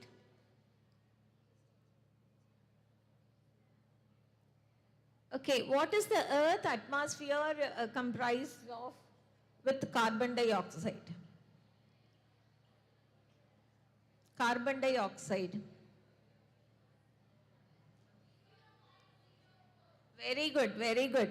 0.04 is the composition of the carbon dioxide. But nowadays we are lots and lots, every stage, the experts talking about this carbon dioxide. Okay, so they are suggesting planting of trees to clean the air, then checking the polluting industries. The government of India has come out with a list of industries. They have classified the industries into 4 levels: high polluting, medium polluting, low polluting, and no polluting. So if you go through the list now, in India we have most of the industries in first 2 levels, high polluting and medium level of polluting industries. And sometimes city expands, the government is also asking the companies to move away from the city and locate their businesses in some remote rural areas. That is also happening now. So you see the proportion of the carbon dioxide. Is it big number? Is it a big number? No, it is a very small number. So just see if it moves on to the next level, what will happen. Now what is the temperature we are experiencing here? Is it not hot today? Is it hot today or not? It is, that is traveling from Coimbatore, I find it's very hot today. But see, if it rises to 1.04, what will happen? It will start burning, really. So there is a compacting the carbon level in the atmosphere is a major concern for the scientists, industries, policy makers. All such things are addressed, have to be addressed now. That too with such a huge population in India. Next. Next, please. Which of the following places in the world is warmed most over the past 100 years?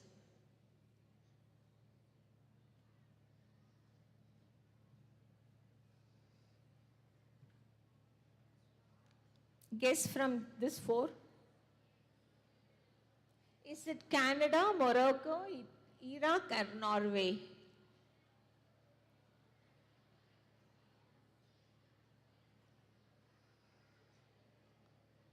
Any guess?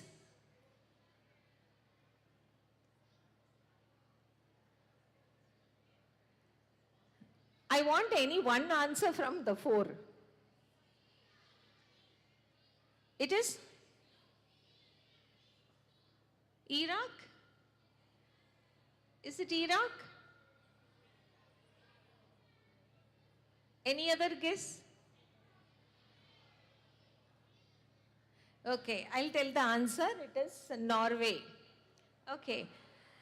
So, because the Norway is a very cold part of the country, a very cold part where it is located. It has been totally covered with snow throughout the year. It has been covered with snow throughout the year. And particularly the city called Slovak, where the population of the city is 2,500. Imagine population of the city is 2,500. What is the student strength of your college? Student strength of your college. Students, you must be knowing what is the total strength of your college, student strength. 25,000. I'm saying just imagine population of the city Svalbard is 2,500. Okay, can you imagine that? The population of the city? Yes. But it is surprising that there are 3,500 polar bears are living. What is the population of polar bear? 3,500.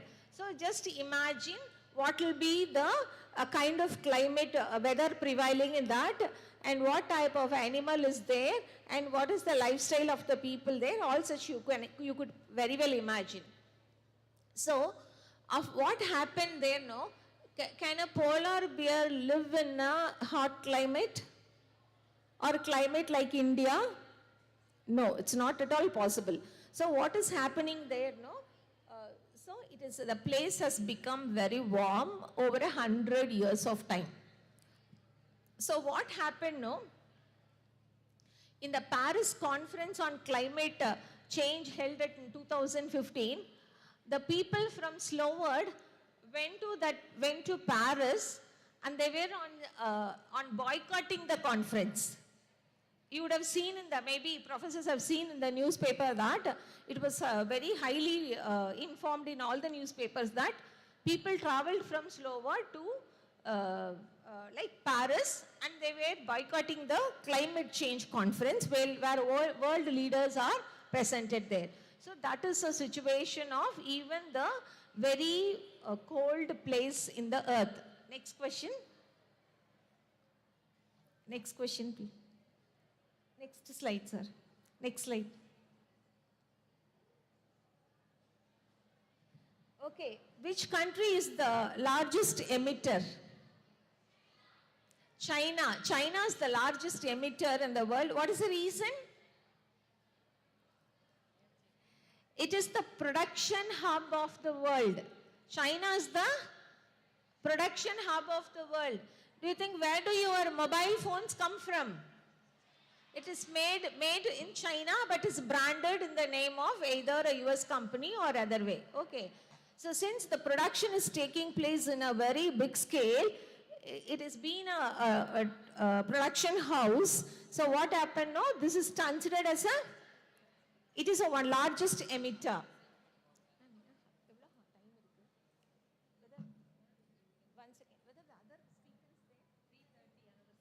Check பண்ணுங்க.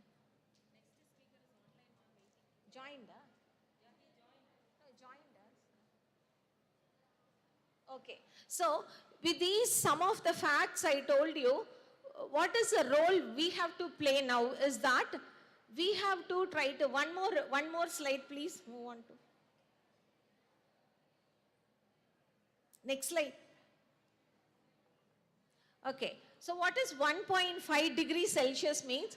That is the level of temperature which the countries of the world have agreed that they are taking all the effort not to allow a temperature rise of another 1.5 degree Celsius. So with these facts, I want to convey that we have each and every individual has a great role to play in mitigating all such pollutions, climate change, if we take sincere action by behaving our day-to-day life with the environment conscious, so we will be supporting the climate change actions. Thank you for the opportunity.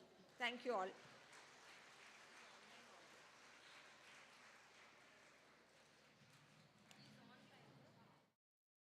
Santhi ma'am, Dean, School of Commerce and Management, Avinashi Lingam Institute for Home Science and Higher Education for Women, for your valuable speech. It was excellent. Thank you, ma'am.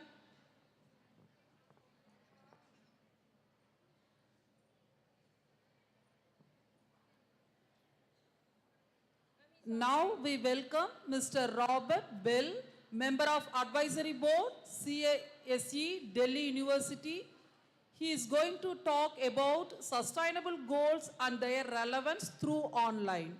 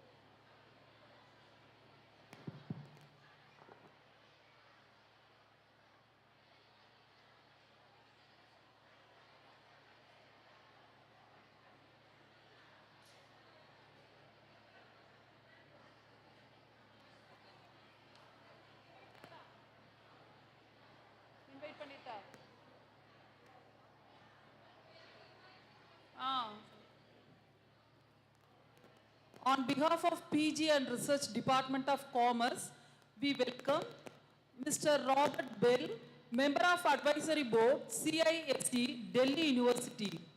Welcome you, sir. He is going to present on sustainable goals and their relevance. Out of his busy schedule, he is sharing his valuable time with us. Now the session handed over to Mr. Robert Bell. Welcome you, sir.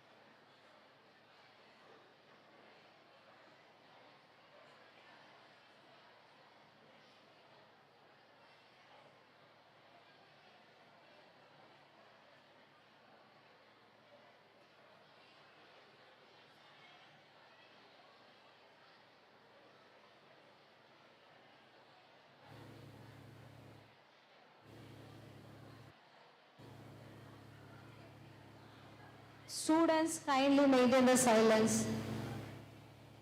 Ma, maintain the silence, pa. Ma, how do you know the meaning of silence? Keep silent, ma.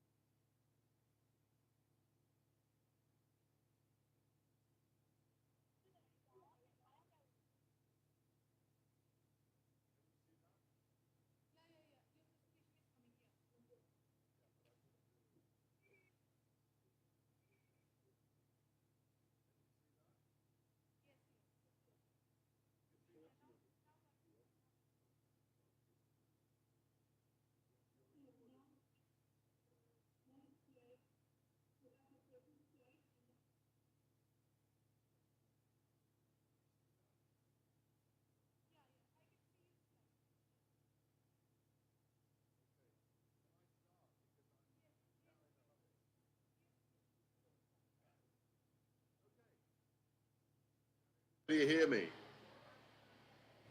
Just say yes. That's the... Yes, yes. Yeah. Okay. Vanakkam. It's a great honor to be here. And Esther, I have my WhatsApp on, so if just let me know as we go. Okay. So. It's a great honor to be at Vivekananda College for Women. I'm the father of 3 daughters, so it's very much appropriate for me on this one. So, Synergies Unleashed, charting the future landscape with business analytics, sustainable development goals, and digital economy. It's a big story, and let me start by saying that I'm a big fan of Tamil Nadu. I'm a fan of the place. I'm a fan of the Carnatic dance. I really enjoy the coastline. But above all, I'm impressed by 2 women. One is Annie Besant, who Basant Nagar in Chennai is a place I often go. And Tishani Doshi, my favorite Indian poet. All of this is a place I've been to many, many times, and I'm delighted to be there today. So, could you silence the room, please? Because I'm hearing a lot of noise, and I can't figure out whether that's me or you. Thank you. So, I've split this talk into 3. Digital economy and the future landscape, sustainable development goals, and then the business analytics. So I've split the title into 3. Can everybody hear me? Esther? We live in a very uncertain world. It's volatile, it's uncertain, it's complex, it's ambiguous. And we've got to keep in mind constantly that there are, I'm sorry, I'm hearing a lot of noise, a lot of noise. Can you hear me? Because it's as if the room's talking. Yes, we can hear you. Yeah. Well, can we ask people to be quiet? Because I'm hearing Yeah. just a lot of I'm trying noise. to do that. Yeah. I'm trying to do that. It's very difficult to present. I'm hearing as if I'm in the street.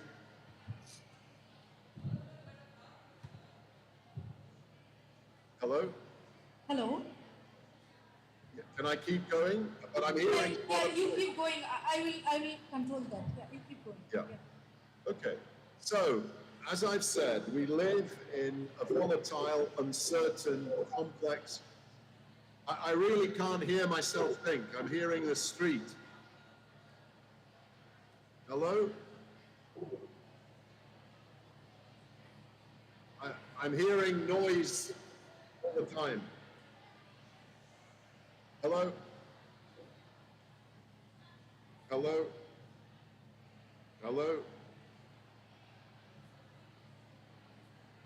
Yeah, now continue. it's fine, Robert. Yeah. Yeah, I can hear now. Okay, so I'll start again. So we live in a volatile, uncertain, complex and ambiguous world, and we have all sorts of issues to deal with. Climate, COVID, conflict, as you can see in these slides. And I've chosen images from Tamil Nadu, and I've also chosen from the Indian subcontinent. Now, sorry, but I'm hearing lots of noise. Hello, I'm hearing. Hello, can please everybody mute their mics? Could everybody mute their mics, please? Esther, can you tell me when to go? Because I'm just hearing people talk. Now all are muted, sir. Yeah, because please, we're going to have to stop this if this continues. Please. It's done. Of the world, but we're now talking about solutions, which brings me back to the title, artificial intelligence. But the problem is, some people think it's good, green, some people aren't sure, amber, and some people say, stop, this is a difficulty. But the top reasons why people are using this is for data analytics, which we're going to come back to, increased productivity and cost. But the question is, like Batman and the Joker, alignment. Should we actually use this to good effect? And these are two very different perspectives. On the left, all of the great thinkers about AI across the world today. Sam Altman is with ChatGPT in the top left. You can see many of the people, including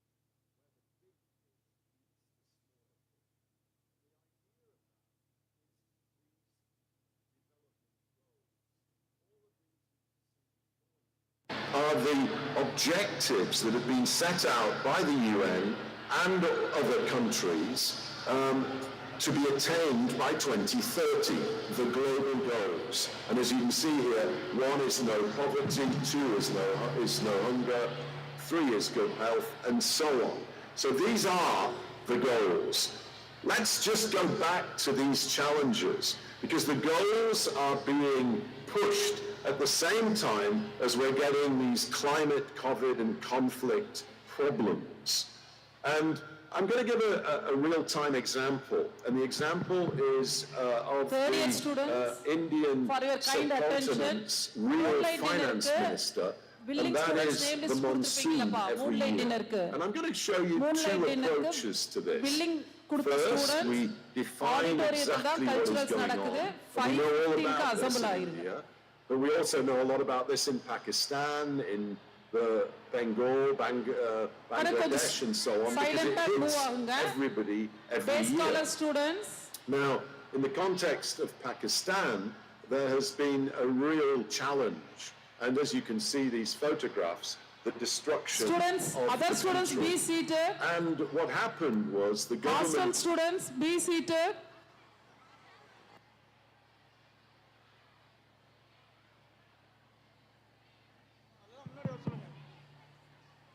moonlight dinners attend பண்ணக்கூடிய students எல்லாம் கொஞ்சம் முன்னாடி வாங்க.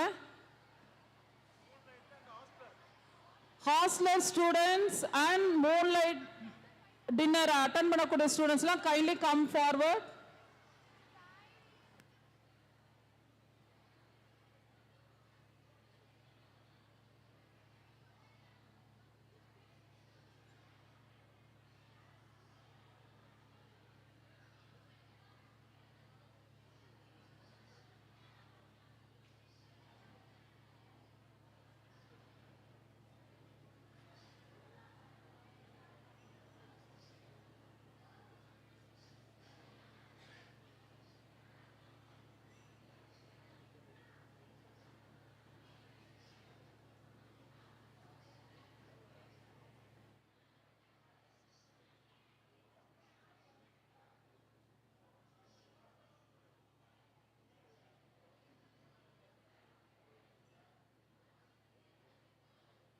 Underwater. That's nearly 1.3 million homes were damaged, and hundreds of thousands of people were marooned, and hundreds died. So what we're saying... And this is how the plan is looking in the field. Each region within Bangladesh has its own detail. Ideas from the Netherlands and elsewhere are being used, as you can see from the diagrams and the dikes or levees. Then work on flood-resistant rice strains and other crops is being focused. And these are already yielding very promising results.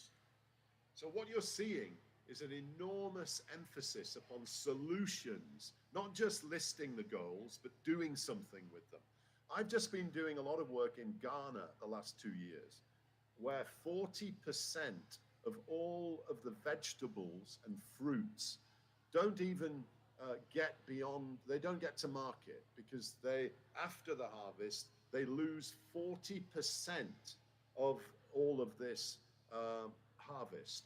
Now, that is a problem, because what is needed is solutions, because the country has a terrible IMF loan problem, so they're bringing in money to pay for the import of vegetables.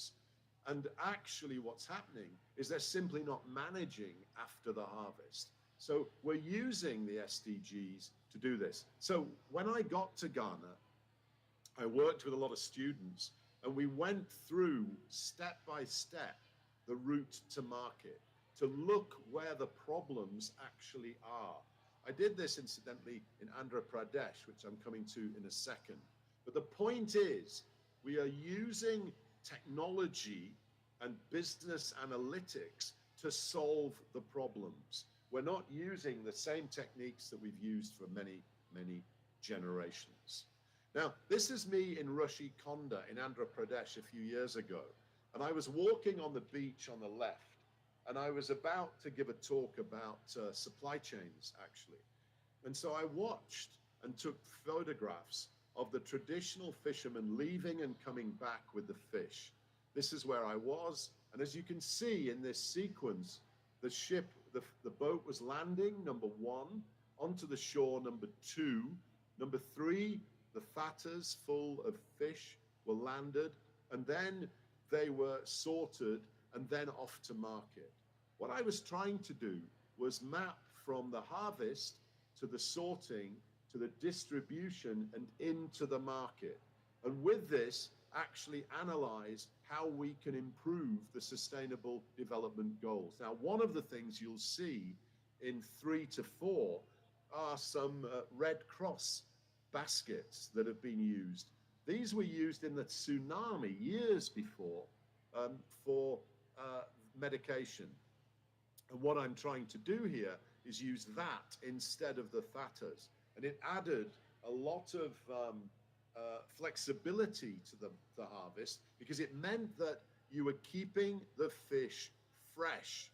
So these are the kind of practical applications that we need to look at. Now, this incidentally is the use of a mobile phone to ring back to the shore and then move where you land the fish. And you can see with the graphics, I just want you to take this simple idea that you can see with the very busy on the left-hand side going up and down, and then it starts to come into a settled pattern.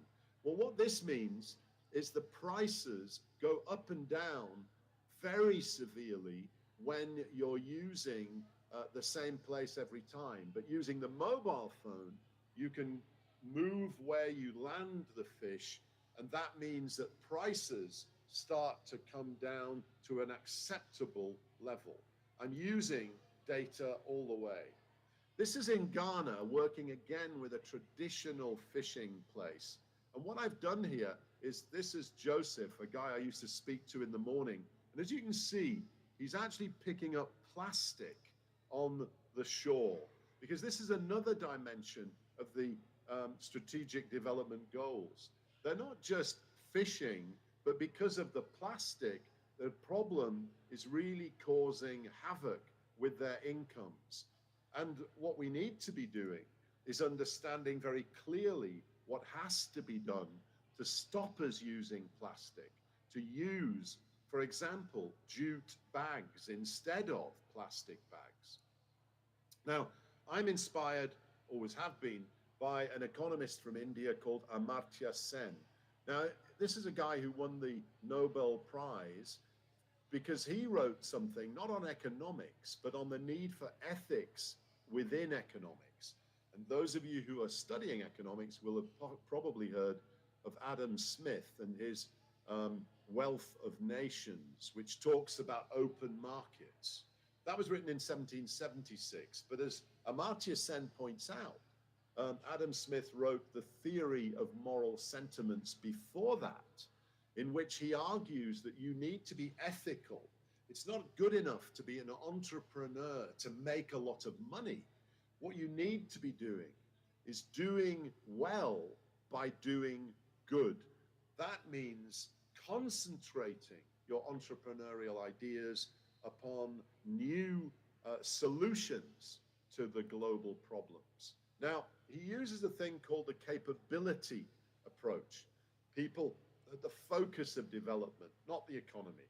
And you must have everything around making someone capable of functioning effectively. Not enough just for education in the universities. We need to do more. And that means, to give an illustration, it's not enough just to give Ghana tractors, the capacity for the harvest. If you don't train the mechanics, and if you don't give spares, you end up with an outcome like the tractor on the right, the dead tractor. So the capability approach of Amartya Sen is essential. You don't get the benefits of AI by just switching it on. You have to change the context. You have to change the way things are done. So we move to business analytics. And I'd like to emphasize, and I'm conscious of being a first speaker in your conference, we talk about the SDGs, but let's put this in a wider context. By 2050, the planet will have 10 billion people on it. I think we're on 7 to 8 now. 10 billion people. 75% of them will live in urban areas. And our planet could be 5 degrees warmer. So we need our solutions to focus zero carbon. That means using renewable energy. India, for example, mines a lot of coal, but it has a lot of sun and so on. So what are we doing to improve renewable energy sources? I then moved to healthcare. I found very instructive when we had COVID in my country, Britain. It devastated and dislocated the whole economy. So what is our healthcare? Are we resilient? Are we ready for problems? And then, of course, we're talking agriculture. This is a big subject for me because our world, to hit 10 billion people, will mean we need 70% more food. This is not going to be handled by simply more cows for more meat or more milk. It's going to have to be a change. Now, by the way, speaking in Tamil Nadu is an honor because you already do many of the things that are going to be required to improve food production. And finally, education cannot just be about getting the degree that you're all studying for. It needs to be lifelong learning because things are changing so much. I mean, when I started my working career, there were no computers. When I started my working career, there were no spreadsheets. And I think, how on earth did we do the jobs we were doing? So it's not just the SDGs, but a bigger picture of these 5 absolute priorities because of what I said in the top right-hand corner. And we come back again to these dislocating factors that must keep us focused. Otherwise, we've just got our head in the sand. And so we need a new hierarchy of needs. We need data. We need information. We need to make that into knowledge, and out of that, we need to be wise. So our goal with the SDGs is very clear. How can we detect, present, and scale up use cases? And I'll come back to that in a second. How can we actually translate this into the field? And I've given you some examples in Ghana, in India, working with students in the field. And it doesn't have to be high tech, because at the end of the day, a lot of the problems are not high tech, but need to be using high tech tools in the right way.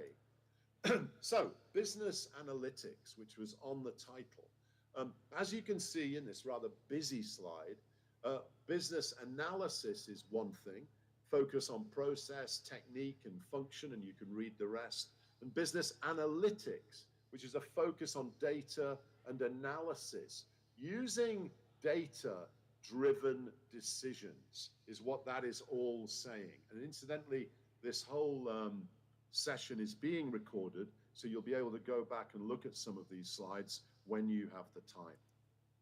Now, in order to use that data properly, this is an illustration that I'm using in Norway right now. I'm on the board of a company in Norway called Cadma, and this is all about knowledge and data management expertise.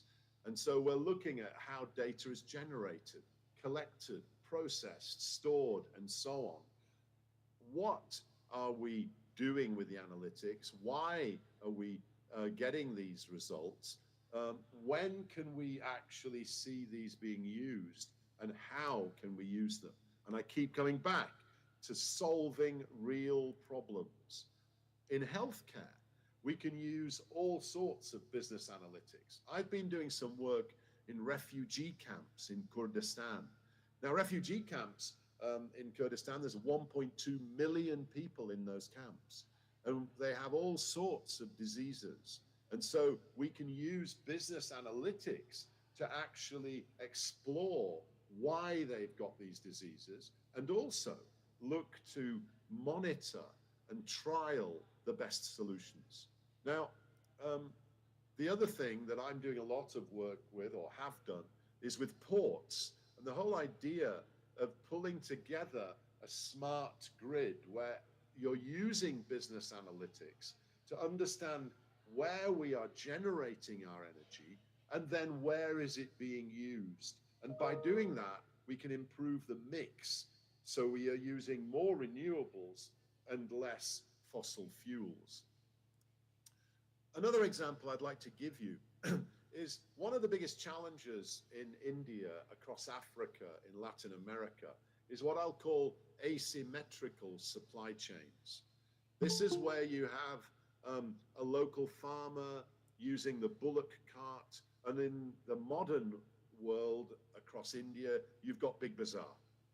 Now, to get from the bullock cart to Big Bazaar is actually a completely new experience, taking a traditional analog environment into an urban and digital environment. So before you even speak of business analytics, you speak of the challenge of the behaviors within the country, from bullock cart to Big Bazaar. Now, one of my favorite films is actually one called The Lunchbox. I urge you to watch it. And it's something I've watched a lot in Mumbai when I've been there, and that is the Dabbawalas. They are absolutely brilliant. You can talk about business analytics all you like, and you can talk about high tech, but don't miss some of the clever, simple technologies that are used already. And the Dabbawalas are Six Sigma. They're very popular with all the business schools. And it's worth understanding some of the simple things where you live in order to get there. So the Lunchbox worth watching, because the Lunchbox is about the Dabbawala delivering complicated systems and others eating in McDonald's. Esther, I'm hearing a lot of noise again. If we can ask people to close down their voice. Now, to help you on this journey, I'd urge you to look at design thinking. And design thinking starts on the left-hand side of this with a problem.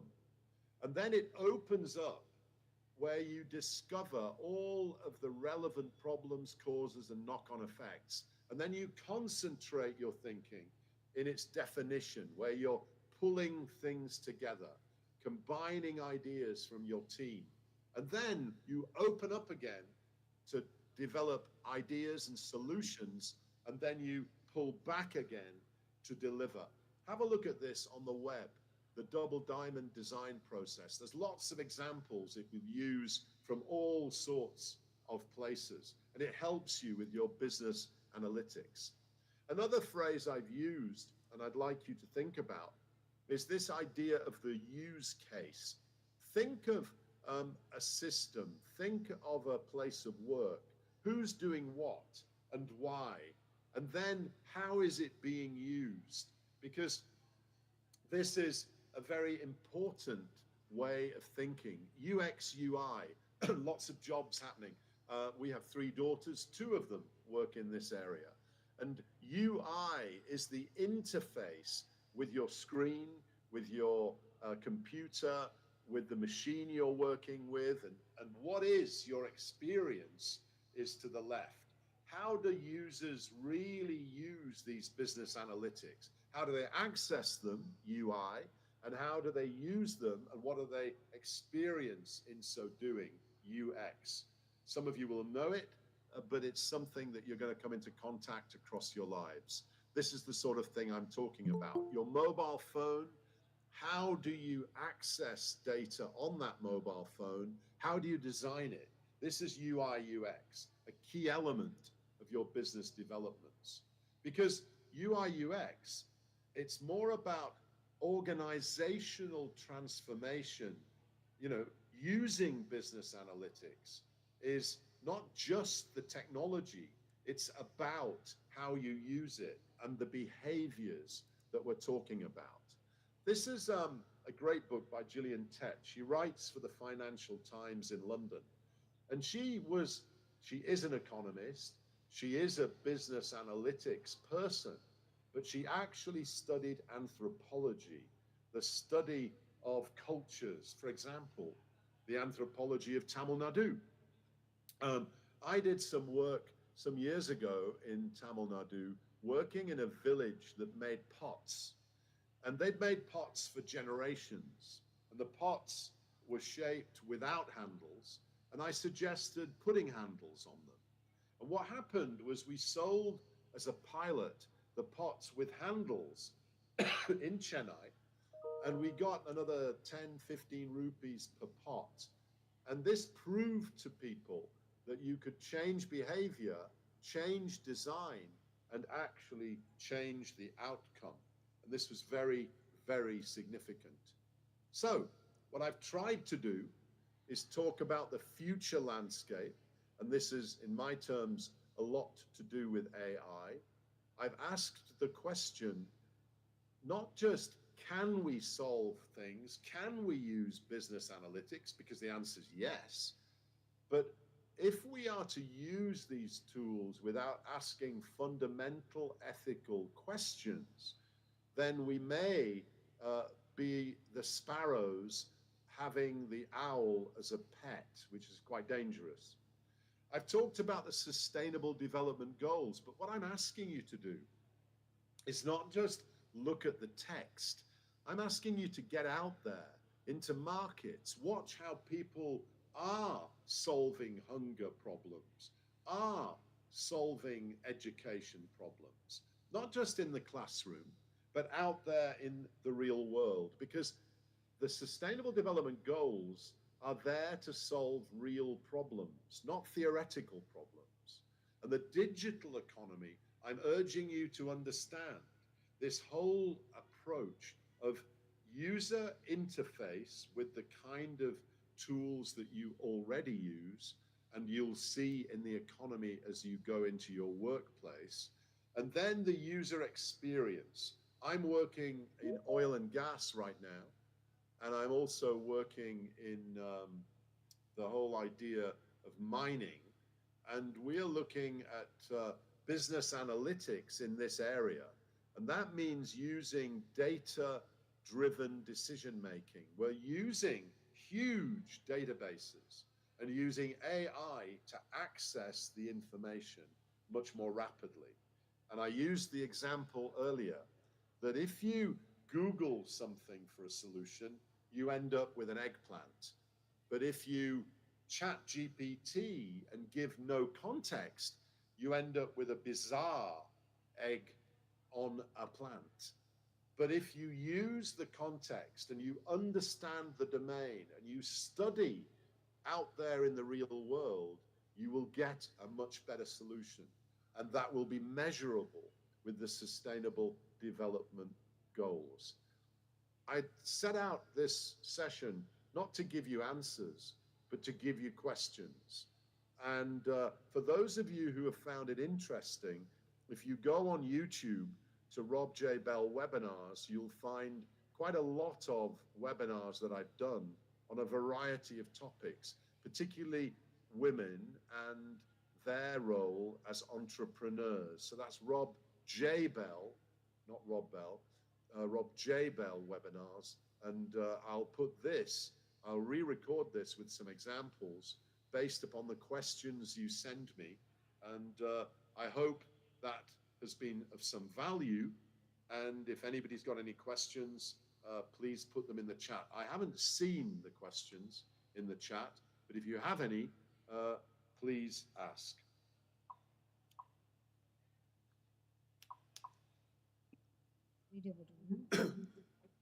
Thank you, sir. Thank you for your wonderful session. Even in your busy schedule, you spend the time with us and give insight about digital economy and future landscape, sustainable development goals, and business analytics. We got complete overview about the need for sustainable development, and all these information will help us to think out of the box and